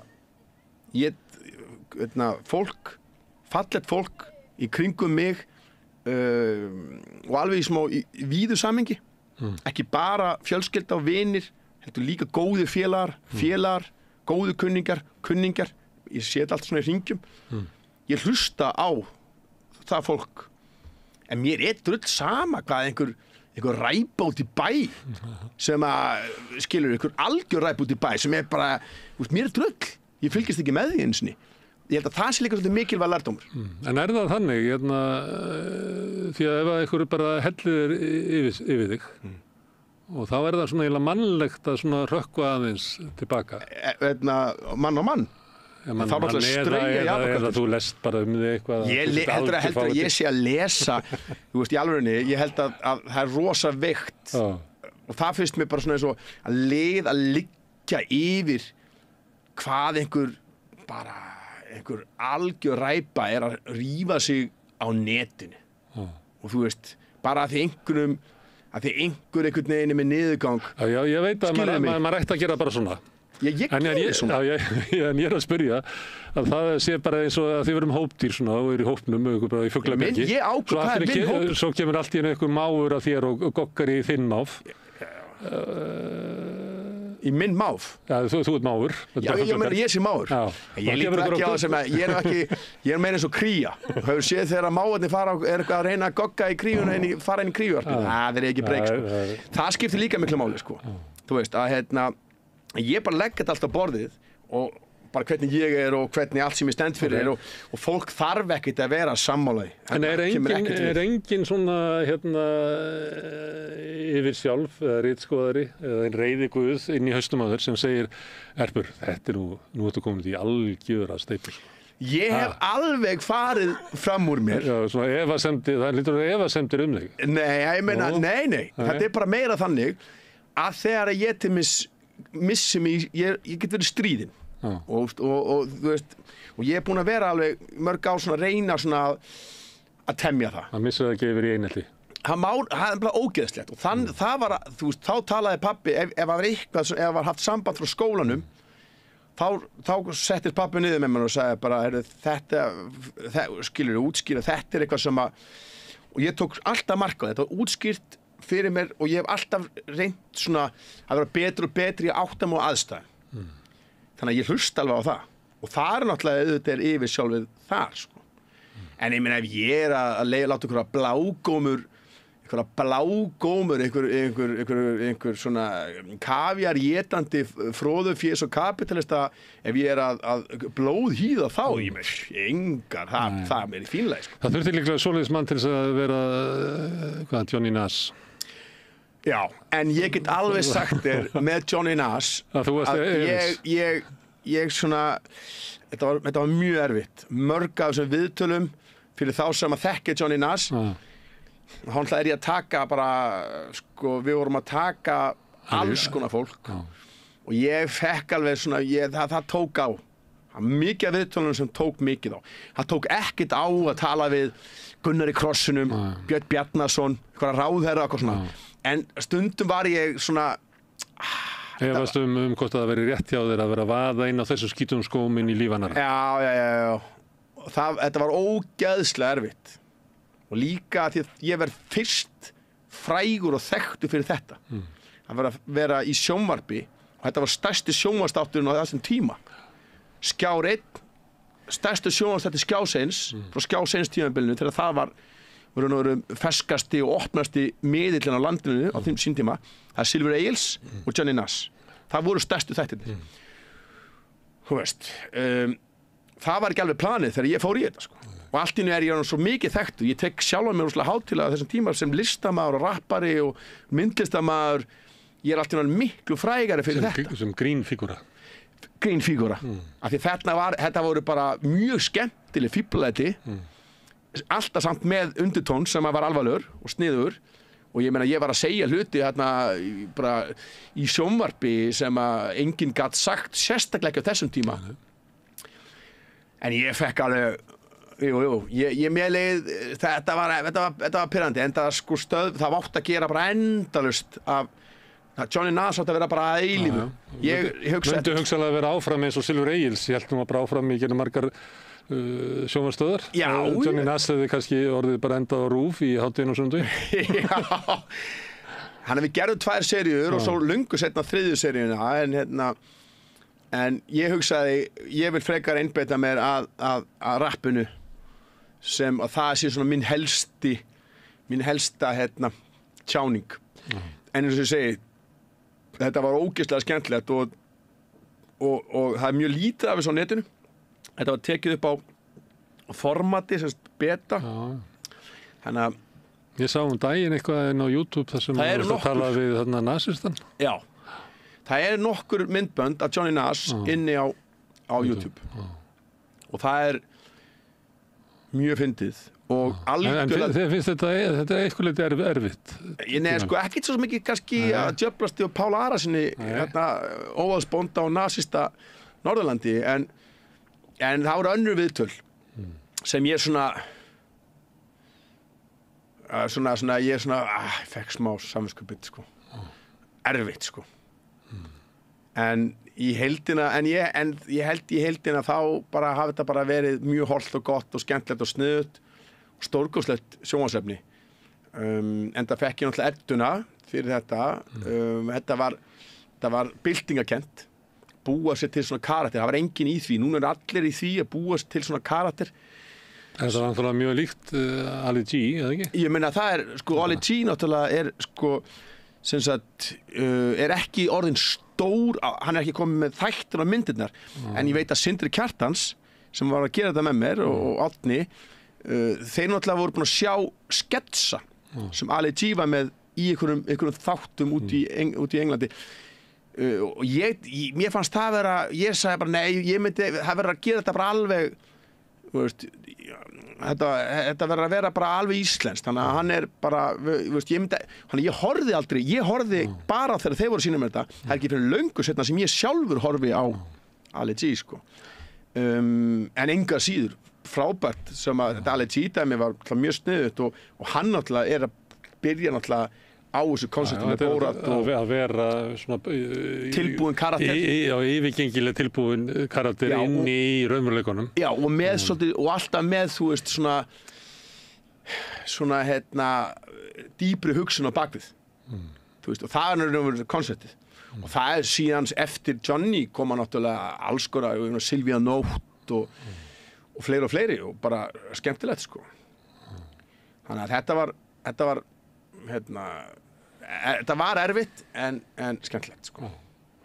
Er þetta skemmtileg ævi sem þú hefur átt hingað til? Veistu hvað,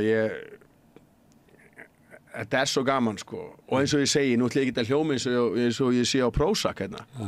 Lífið á ekki bara að vera fjör. Það á bara að vera sæmilegt jafnvægi og sæmileg sátt og byggir ofan á það alls konar hápunta.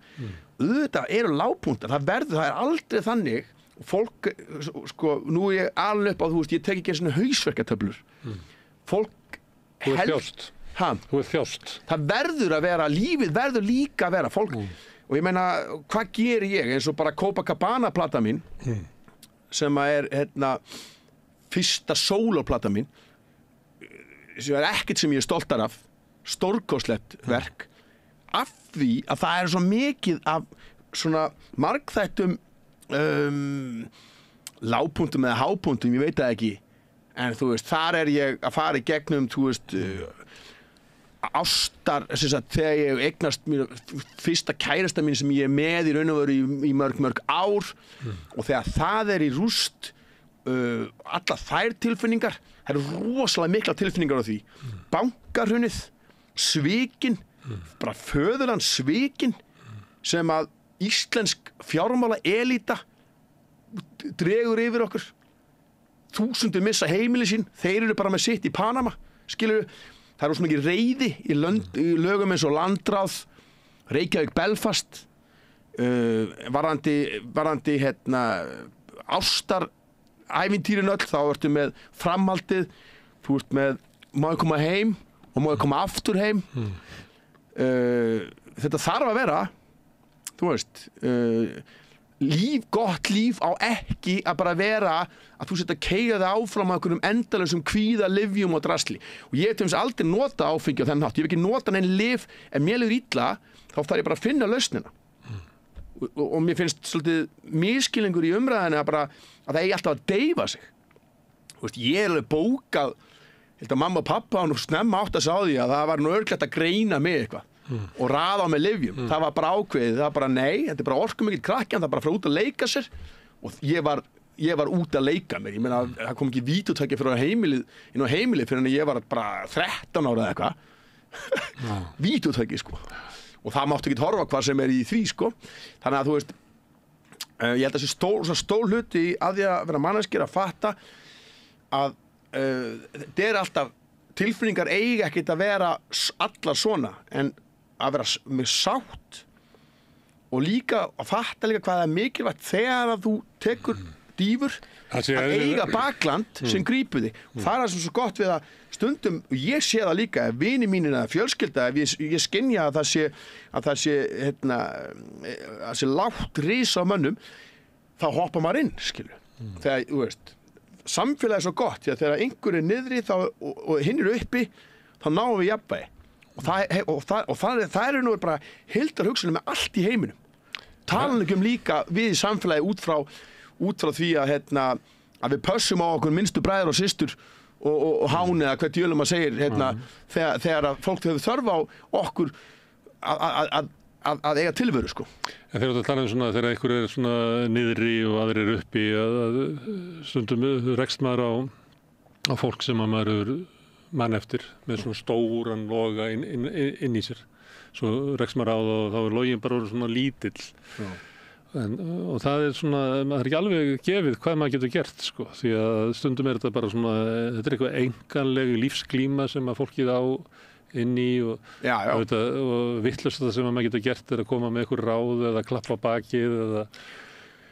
Ég meina, eina sem maður getur gert er að koma inn með ráð, persónuleg ráð, ekki að tala yfir hausamótunum á fólki, heldur bara að segja, heyrðu, svona ég verið í þessari stöðu og þá vann ég svona úr því, aldrei að, þú veist, alltaf þetta með að tala yfir svona eins og maður sé einhver æðsti klerkur, ég hef aldrei geta hlusta þannig á það sjálfur og ég get ekki tala þannig sjálfur, en ég get sagt, svona myndi ég gera þetta er sem ég myndi að halda að sé málið og það hefur virkað. Þú veist, ég er ekkert eitthvað að básuna því, en ég meina þú veist, ég vil hjálpa og ég vil gefa mér og og ég hef séð að virka. Það er fullt af fólki. Og þú getur ekki fólk til þess að taka lyf af því að verður fyrir streitu út á áfalli, að það er bara ekki hægt að verða fyrir áfalli án þess að verða fyrir streitu og maður verður bara að glíma við það. Ég meina, ég ætla aldrei að nú er ég ekki læknir. Og ég er aldrei að segja að það sé ekki til það er örugglega fullt af hlutum sem kom upp þar sem að það þarf lyf. Þú veist, nú er ég ekkert eitthvað geðveik, ég get í votta Jehóva þarna. En heilt yfir að þá grunar þig að fólk sé að taka of mikið lyfjum. Allt of mikið lyfjum. Af því að þú ert með stór kapital sem græðir á því, ekki að lækna þig, heldur að hafa því áskrift af lyfjum. Þú veist, ég er ekkert að fara inn í uppskurð og bara, nei, engin lyf, skilur við. En ég hef samt alveg farið, til læknis og það átti að gefa mér verkjalyf, fentanyl. Ég er búin að vera að fara í jarðarfarir. Sem er sterkt lyf, sko. Það er bara viðbjóður. 100 sem er sterkara, þetta er ópjóður sem er 100 sem er sterkara, þetta veist þú vel út af þínu starfi með S.A.A. og svona. Það var einhver læknir sem sagði mér að svona lyf voru aldrei gefin utan sjúkrahúsa bara fyrir 20 ára síðan. Absolutt. En núna verður að útskrifa þig af því það er að spara legudagana, þá þú sendur heim með lyf sem að sko engum hafði dottið í hug að fólk væri með heima þess að skamta sjálft. Já, og Big Pharma þeir græða á tá og fingri. Þeir eru rosa glaðir. Þeir eru ógeðslega glaðir með það að hafa drepið 100.000 bara í Bandaríkjunum. Og við erum búin að vera í topp 3 í ópíóðadauða. Ég er búin að sjá eftir vini mínum í þetta helvíti. Þú veist, bara til þess á Copacabana-platan, það eru 2 af strákunum okkar sem unnu tónlist með mér þar, sem eru farnir. Stórkostlegir strákar sem er allt í einu komnir í svona ógeð, sko. Þannig að ég er að segja að það er auðvitað ég aldrei að tala gegn því að lyf séu notuð. Ég er ekki klikkar.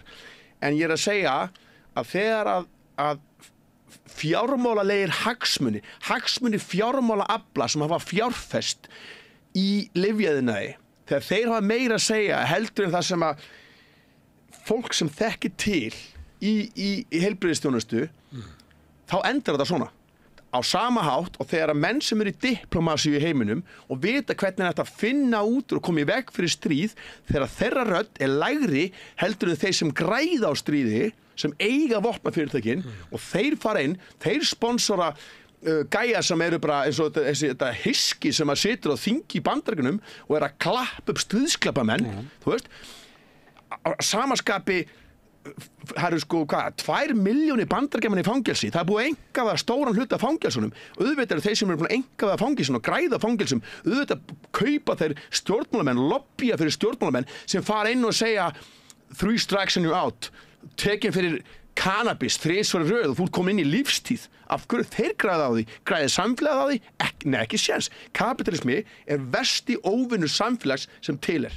Og núna vitum við, þegar ég er að tala um kapitalisma, þá er ég sko ekki að tala um hlöllabáta. Ég er ekki að tala um bæjarins bestu. Skósmiðin. Ég er ekki að tala um skósmiðin. Ég er ekki að tala um það sem... Tannlæknir sem á stólinn sig sjálfur. Akkurát. Og ég er ekki að tala um, þú veist, ég í rappinu. Ég er ekki að tala um smárekstur. Smá fyrirtæki, millistór fyrirtæki. Þeir eru lífsnauðsleg. Ég er ekki að tala um marka þar sem að tómatabóndin kemur með tómatara sína og selur það. Við erum ekki að tala um sjómann sem getur farið út og fiska á trillunni og selta á markað. Við erum ekki að tala um bónda sem getur... Við erum að tala um fjármagnið og auðvaldið. Já, sem taka yfir landið sem bóndin á að geta rækta á, sem taka yfir fiskimiðin sem að trillukallin á að geta fara og sótt fisk í soðið. Því þetta endar allt svona. Veist, og ég meina og þetta endar allt eins og Karl Marx og fleiri góður hafa sagt, kapitalismin við erum að loka stiginu, allt er komið á örfára hendur og frelsi okkar hverfur. Frelsi, þeir láta lít út eins og þeir tala fyrir frelsi vinnandi duglegs fólks. Alls ekki. Þeir taka tækifærin, það er ekkert sem drepur tækifæri duglegs vinnandi fólks eins og þeir tala í frösunum eins og af hverju á ég ekki geta Sjálfstæðisflokkurinn búin að ræna þessum frösunum, PR-mannskapurinn talar eins og akkur á duglur, akkur áttu ekki að gera átt pening. Ég bara, já, ég er svo mikið sammála og það er ástæðan fyrir því að kapitalismi er versti óvinur samfélags. Að þeir sem eru duglegir að vinna og vilja eiga eitthvað fyrir sig og sína fjölskyldu og sína vini, þeir geta það ekki, af því þeir geta ekki fara á trillunni. Þeir eru reyndir líka bara afrakstri vinnu sinnar. Akkurat. Herðu, en þú ert þarna með svona, þetta ekki Blink? Blink? Jú, ég er þetta með Blink. Og þarna líka á hendinni og eitthvað hvað er þetta? Þetta er bara gulltennur.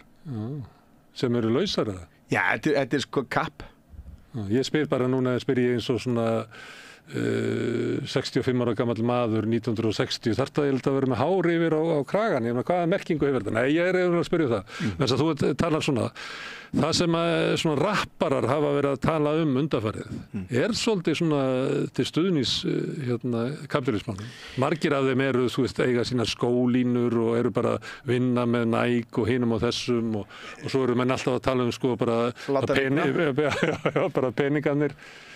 Ég meina, þú hefur eitthvað vandræði þegar þú ert kúaður í samfélaginu, verður bara ríkur og keyptu út úr þessu. Það er eiginlega skilaboð svona 90% rapsins undanfarin 20 ár. Já, sko, þegar þú segir 90% rapsins, þá ert þú að tala um rappi sem þú heyrir. Já, sem er þröngvað upp að. Þú veist, rappið byrjar svo sjálfstætt, strax þá byrjar fjármálaaflið byrja strax að sjá hvernig getum við náð undir okkur rappinu. Sjálfstæðið og frelsið í rappinu var alveg dóminirandi í senunni. En þá fengu engir alvöru stærstu hetjur rappsins fengu ekki Grammy-a. Þú veist, það voru alltaf bara eitthvað Vanilla Ice og eitthvað svona algjöra ræpur sem var þetta að selja auðveldlega, eitthvað svona drask, rappara bandaríski sem að allir sem voru í rappinu vita að það var aldrei þeir sem voru að segja Public Enemy, sem voru þrælróttakir og þeim þess að töluðu gegn því að vera með gullum hálsinn á sínum tíma, þú veist, þeir töluðu bara, þú veist, þeir voru með svona African Medallion sem var kallað og svona vísuðu svolítið mikið meiri það. Auðvaldið kemur náttúrulega að við sjáum það skýrast þegar að P. Diddy og það sú froðu kista. Þá ertu að vera komin með, og við erum að sjá það núna, nú er svaka umræða kringum P. Diddy og Bad Boy Records, hvernig ólígarki kemur bara og hann fær bara það verkefni, nú þetta bara snúast hvað þú átt mikið af pening og eina leiðin að frelsi og sjálfstæði sé að komast inn í píramídan, hierarkíð, gleymdu bara öllum öðrum sko. Þannig að það er mjög mikið af því, það er að stýra þessu öllu. Auðvald getur gert það allt. alveg eins og þau komast inn í alla stofnanir, eins og þau komast inn í heilbrigðisstofnanir, eftirlitsstofnanir með samkeppni, með eftirlitið með Boeing, eftirlitið með öllu. Já, stjórnmálaflokkarna og kirkjurnar og allar hugmyndastrauma og frelsisbaráttu, alls konar hópa og það var Black Lives Matter var bara að vera í korter þetta komin í auglýsingar og Pepsi. Akkurat. Þú veist, eins og ég segi, nú Black Lives Matter er ennþá mjög öflug og flott hreyfing, en þú sérð alveg að þeir reyna að komast inn í allt. Og þeir, og þess vegna svo mikilvægt alltaf að minna á það, sko, þú veist, það er að gera allar fjandana það vinna alveg með liði sem eiga pening, en alltaf að minna á það þú átti sjálfur,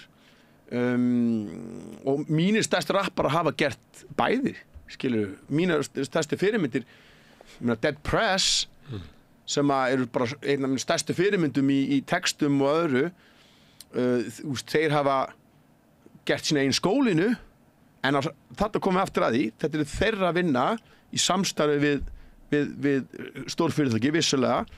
En svo lengi sem að sé aldrei dregna úr tennunar, og ég held að við búum í samfélagi þar sem völdin og peningarnir eru þarna, þetta er fín lína, bara passa þetta ekki röngum með hana, sko. Já, það er flókið að reyna að lifa í kapitalismu samfélagi. Algjörlega. En þú ert ekki með skólinu, hefur verið með það? Nei, en ég væri bara ekkert að því að gera það, en Rottweiler, menn geta nú farið inn á xxxrottweiler.is eða eitthvað, þar eru við með Rottweiler alls konar fínir í, sko. Já. Og þeir að fara að halda tónleika, og þá kemur náttúrulega Rottweiler efni, en það kemur líka eitthvað þitt efni, eða ekki? Sko, hvað, er þetta aðgreint? Nei, sko Ertu einn af hljómsveitinni þegar þú ert með Rottweiler eða er þetta... Það er alltaf... Þú plús Rottweiler. Þetta er fyrst og næst Rottweiler efni, en síðan kem ég líka alveg inn ég kem ekki með heildarkatalógin. Þú veist, þegar ég mun taka Blas Rocka, Copacabana afmælistónleika, þá verða þeir öðruvísi. Og þá verða þeir allt öðruvísi. En enga síður, það er alveg sólolög frá mér sem að hljóma með. Það er bara líka þegar það er gaman, sko. Það er eitt, þú ert alltaf að ferðast eitthvað. Já. Hvað er það? Þarftu alltaf að reyna að sjá allan heiminn eitthvað áður úr dyrð? Já. Og hvað er að gera við það? Sko, ég get ekki verið listamaður ef ég er alltaf bara... Í Kópavogi? Bara að horfa onni sama helvítis sjoppuborgara í Hamraborg, þótt að hann sé ekki, ég ekki tala hann niður. Þannig að ég held að lífið snúist um það að upplifa sem mest, eins og þú nefndir áðan með Pál Postula, reyna alltaf þessi gottir. Já, upplifa sem mest, átta svo heiminum, og það er eina gáfunum sem ég þrátt fyrir allt hef.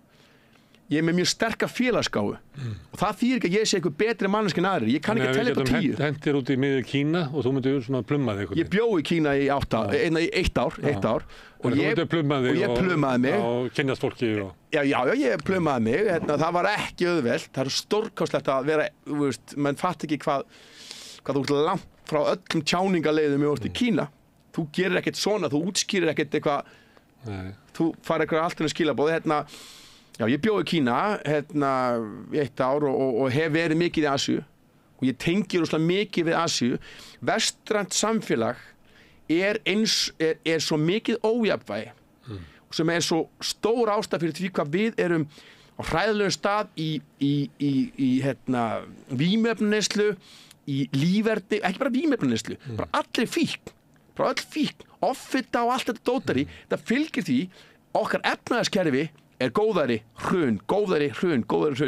Okkar skemmtanalíf er svaka dóperi og fylleri, þinga. Svona er þetta allt á Vesturlöndum og það er svo ógeðslega hollt.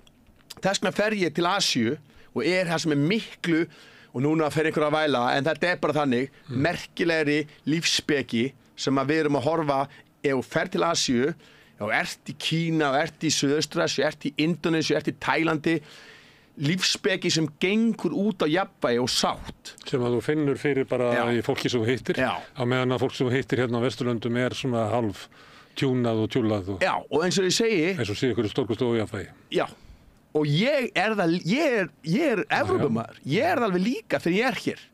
Þetta bara rytmið sem þetta. Það rosalega hollt að taka að ferðast til að fatta þessa hluti. Og líka til að fatta að áróðurinn sem við heyrir alltaf gegn nýjasta vondakallinum. Vesturlönd alltaf með nýjan vondakall. Gegnum tíðina hafa Evrópamenn verið með vondakalla eins og gyðingurinn var svaka vondakall einu sinni. Núna það musliminn, þú veist, menn sem alltaf að tala Hundtyrkin var það. Hundtyrkin, já. Núna, þú veist, ef fólk vil kynnast stórkostlegu fólki, hvernig var það að fara bara til múslimsk lýðræðisríkis eins og Indónesíu? Það er ekki, þeir svindla ekki, það er ekki sem hægt að láta svindla sér. Þú veist, allt bara svona, nú er það bara svona algjöran, þú veist, smáatriði í raun og veru. Ég meina, en af hverju á alltaf að vera mestu leppar Vesturlanda gegnum tíðina, Sádi-Arabía og einræðisríki. Þetta er einræðisríki. Að gera okkur á óvinnum þessa fólks sem þú ert að tala. Akkurat, og nota einræðisöfl sem hafa verið byggð upp af Vesturlöndum. Akkurat þeir nota þeir sem vondikallinn og stærsta múslimaríki í heiminum, Indónesía. Það er einhvern veginn stimpla út frá þessu. Þegar þú ert að ferðast, ertu þá svona að drifta og svona ferðast á milli eða ferðu ykkur staðar og ert bara fastur á sama staðnum? Nei. Ég drifta og ég... Það er nefnilega sko að í því felst eitthvað svona ótrúlega gott ástand þegar maður er eiginlega alveg frjáls og getur bara farið hvað sem og maður er eiginlega ekkert búin að ákveða hvar maður ætlar að vera á morgun eða eitthvað svoleiðis. Að þá einhvern veginn dettur maður inn í eitthvað svona furðulegt nú sem að getur verið ótrúlega gott og kannski skiptir ekki meginmáli hvar maður og maður sér náttúrulega heiminn í kring og maður með eitthvað svona gessauga og stundum hefur maður trú á því að maður sjái allavega fyrir mann sjálfan frá maður sér svolítið mikið svona fyrst þegar þetta er svona fest og maður hugsa sem svo ef ég væri þetta verið í 10 ár hérna til þess að fá eitthvað meira útrússu heldur ég fekk hérna á þessari viku skilur því að er þetta ekki líka eitthvað að maður getur ánægt svona verða ferðamaður Það er í alvörunni, mögulega er það einhvers konar fíkn að upplifa nýja hluti, sjá nýja hluti.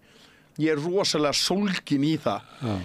Og þegar ég ferðast, þá reyni ég alltaf að vera langan tíma.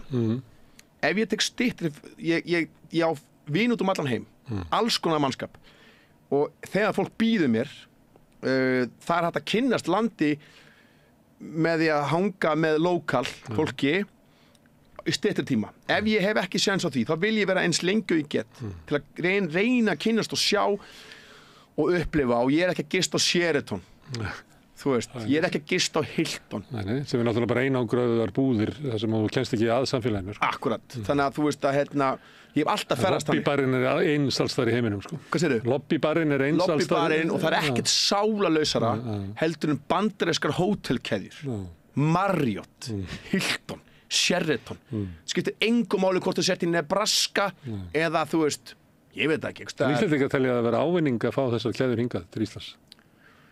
Grey túristarnir sem koma hingað og gista, þú veist, þá myndi ég nú freka gista á Hótel Adam þar sem að hann siluði vatnið á 200 skall, sko.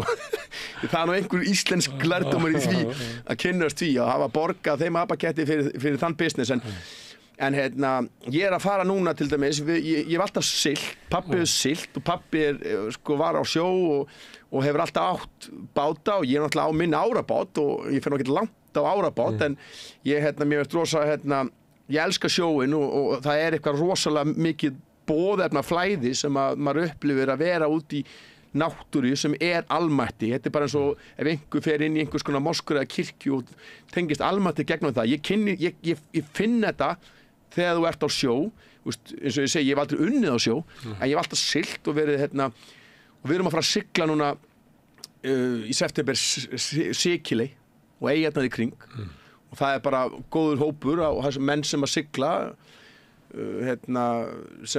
sem eru með leyfi til þess að sigla og við siglum og við erum hásettar og svo er ég að fara náttúrulega með hóp, Crazy Puffin Travel, ég er með hóp og fólk má vita því að við erum að fara að keyra gegnum Sahara-eyðimörkina, allsírsku Sahara-eyðimörkina. Fólk getur farið bara inn á Instagramið mitt, Slaki Babarinn, eða Crazy Puffin Travels og komið í þann hóp. Ég held að það sé einhver sæti laus í það. Síðan ég að fara til Indonésiu að taka bara svona núvitundar svona heilsupakka. Ég ætla bara að reyna taka uppbygginguna og svo ég að fara líklega í giftingu. Já, ég að fara í giftingu til Rússlands í desember og ég að fara vera líklega hjá pappa í Noregi út í sveit hjá pappa og konuna hans sem norsk og síðan fer náttúrulega janúar, febrúar, mars þá verð ég í Suðaustur-Asíu í bara edrúmennsku og hreyfingu. Þannig að þetta allar útgáfur að ferð. Ertu sumstaðar einn eða sumstaðar ertu farastjóri? Sumstaðar ertu í fjölskylduferð og þetta allar útgáfur að þessu. Já, en það eins og ég segi, það svo gaman að upplifa alltaf nýtt, vera alltaf að upplifa nýtt. Hvernig, að breyta til.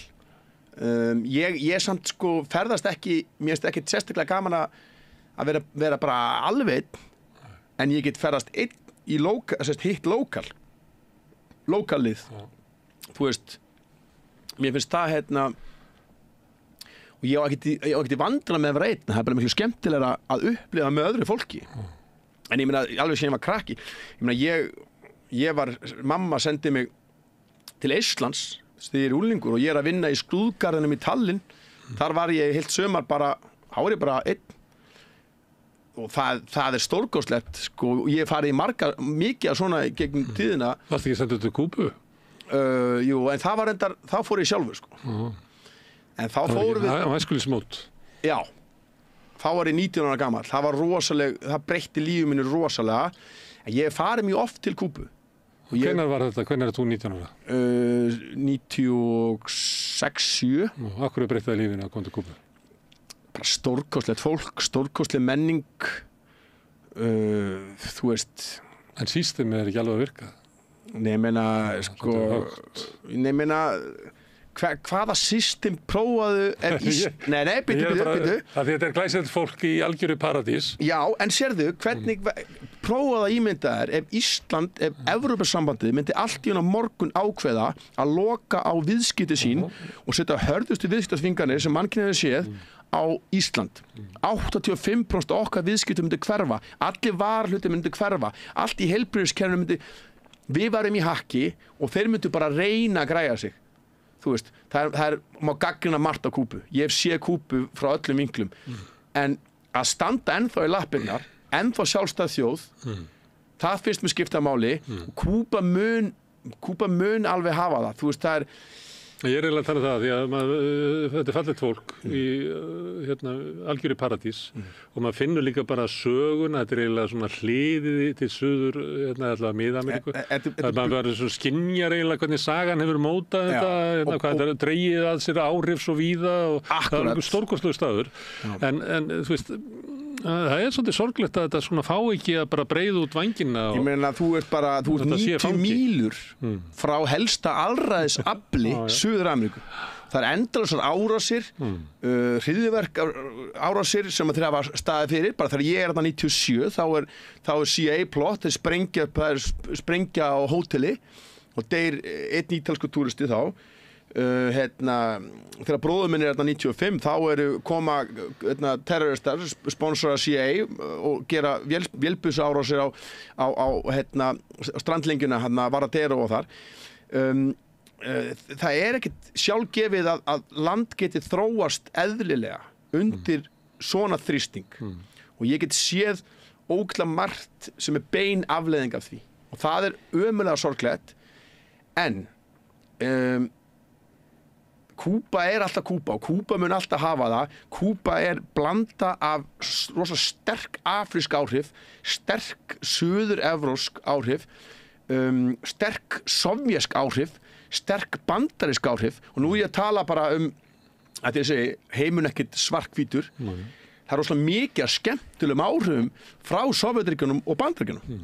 Þú veist með eins og ballettin, það er sovjest. Ballettin á Kúbu, hvað eru stórkostlegir í íþróttum. Þetta var ekki áður en Sovétríkin komu inn.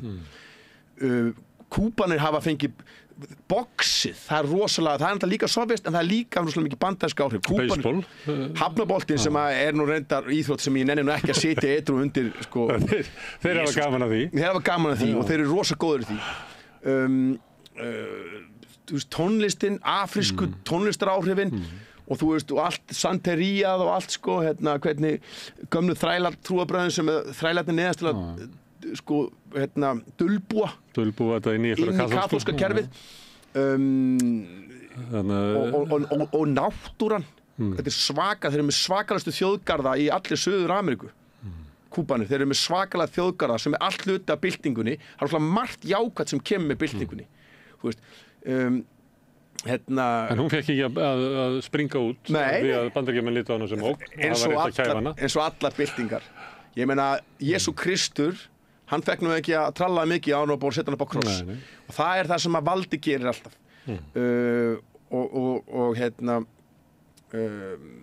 já, þannig að það hafði rosalega áhrif á mig líka þetta veist, að vera það er ekkert endilega það er skortur þegar ég verið á Kúbu þá hef ég náttúrulega verið inni á vinum mínum ég búi bara, ég var það 97 það var ekki vatn það var ekki vatn nema nokkar tíma á dag það voru svona fötur það sem að regndróp, vatnsdróparnir voru það sem drippaði bara úr krananum það fylgta vandamálum beina afleiðingar af þess að ég segi bara hörnustu vikslaþvingunum sem hafa verið settar á nokkuð land en fólk lifði og fólk græði sig, fólk gerði gott við því sem það hafði og fólk var sko, ég held svona með hvernig efnishyggjan er á Íslandi, ég held að menn verður búin að hengja sig eftir korter með að við sko þú veist og líka náttúrulega það er hægt að opna romflösku og það er hægt að fá sér vindil það getur allir gert á Kúbu nema maður sé í janúar, febrúar og mars en ef ég var mjög hreinskilinn ég myndi ekki nenn að vera á Kúbu í þurrk ég vil fá mér rom og ég vil fá mér kúbuvindil og ég vil fá mér kaffi vindlar og kaffi, jú vegna þess að það er bara það sem maður gerir þegar maður er boðið heim til fólks og besta kaffi heimi að mínu viti, kúbanskt, besta tóbaki heimi það vita allir, kúbanskt, besta rommi heimi þetta minnir mig á Pál Postula sem þú ert ekki ánægð með eins og ég segi, heimur ekki svarthvítur setningi sem þú vitnar í eru fínar ráð sem hann lagði til að því að hann fer svona fyrirspurn það hvað ég að gera að mér er búið heim til vina mína og þeir eru ekki með hreint kjöt sem er ekki slátrað með gyðingahætti eins og frumkristni var náttúrulega bara gyðingdómur og þá segir Páll gestrisnin er miklu meira atriði heldur en hvort að dýrið var slátrað með réttum hætti þannig ef að þú ert í þessum í janúar, febrúar og mars tímaðínum og ert á Kúbu og ert boðið upp á rom það bara tekur það það verður ekkert úr þurrkinum það verður ekkert úr þeim þurrk rommið er svo gott og það er svo gaman og hvernig fjölskyldanar eru saman og hvernig sko dansinn tónlistin og þetta er svo sko þetta bara breytti lífið mínu og ég ferðast sko gegnum alla Mið-Ameríku og og verið í Karabíahafinu, Dominikanska og svo framvegis æðislegt en Kúba er algjörlega sérstök og rosalega mikið út fyrir hvað þetta er menningarlega blandað land mér skilst að maður þurfa að fara til Brasilíu til að upplifa eitthvað svipað ég hef verið á Kúbu bara ég manna ekki lengi bara 2 vikur eða eitthvað og ég skynjaði þetta sko, hvað þetta hafði verið mikil svona eins og hliðið inn í Mið-Ameríku og Suður-Ameríku maður bara skynjaði sko hvað þetta hafði sogað sko menningar ári frá stóru svæði sko. Þetta er alveg stórkostlegt og það sem þeir eru svo heppni með að eftir byltingu þá missa þeir burt til Miami alla þessa gömlu, hvítu, rasísku mafíu tengdu Washington tengdu elítu Kolkraban, en svo gerist þegar við sigrum hér að þá mun alltaf samherji og félagar eins og þú lýstir hérna á það bara fara með sitt hér þá verður miklu skemmtilega en á sama tíma, auðvitað náttúrulega eru miklu fleiri sem að fara frá Kúbu efnaðslega og ég á vini Kúbanir sem að búa annars staðar af því að það er bara auðveldara að lifa annars staðar en hreinsunin af að missa þessa elitusósu burt sem gerir strax í byltingunni það er rosalega landhreinsun greið þeir að ná Miami að setja uppi með þennan mannskap Jesús En já, þannig að það var mjög mótandi. Á sama hátt eins og ég segi núna, Suðaustur-Asía og Asía hefur verið mjög mótandi þegar ég að taka svona þessi tímabil sem að ég svona í uppbyggingu. Ég hef eftir að taka, ég hef verið í Norður-Afríku, en ég hef eftir að taka sunnan Sahara og ég á heimboð þar. Ég á vini í löndum í Afríku sem eru æstir í að fá mig og ég mun að sjálfsögðu sinna því. Mér finnst Afríka ofboðslega spennandi. Eins og ég segi. Og hún er ótrúlega stór. Ég að segja, sko, sunnan Sahara náttúrulega, sko, svona allt öðruvísi heldur Norður-Afríka. Og innan, þetta náttúrulega heimsálfa. Þetta Sahara bara eins og úthaf eiginlega, sko, það náttúrulega stoppaði samskipti á milli. Já, ég náttúrulega hef verið, sko, í gömlu Núbíu.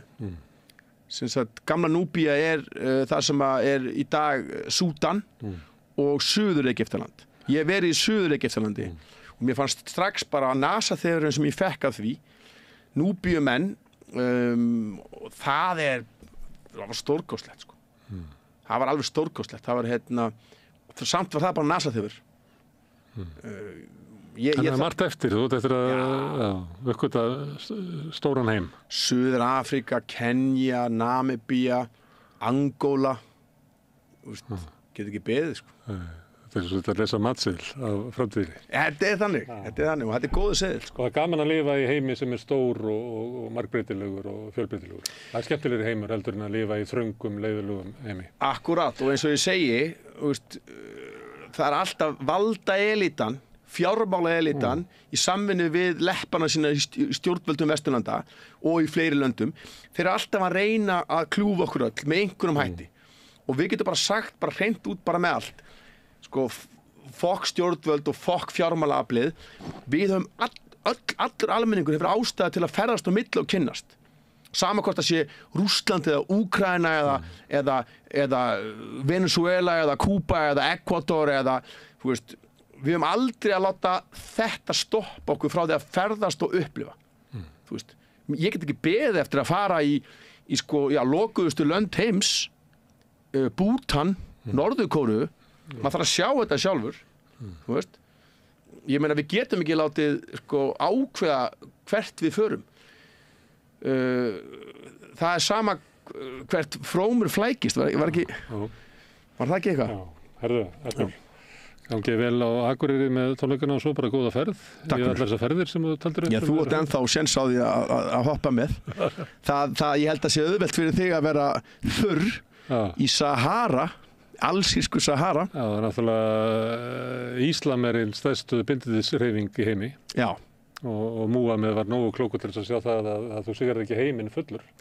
Það er hárrétt, en eins og ég segi, þegar ég hef verið, sko, með mínum múslimum í Malasíu, það er bara eitt af skemmtilegasta sem ég hef gert. Þegar ég dró fram brennivíni, sko, þá vorum við í Kuala Lumpur og ég dreg fram brensan og ég veit að það er haram og allt það, sko, en þarna talum við um gestristina hjá Páli Postula.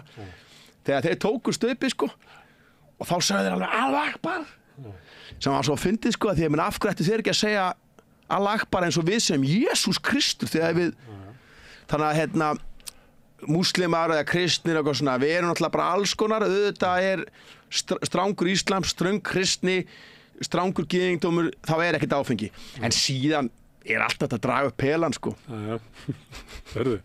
Takk að þér fyrir aftur. Takk hennur. Og þakka ykkur líka fyrir að hafa staldra við og hlustað og hort.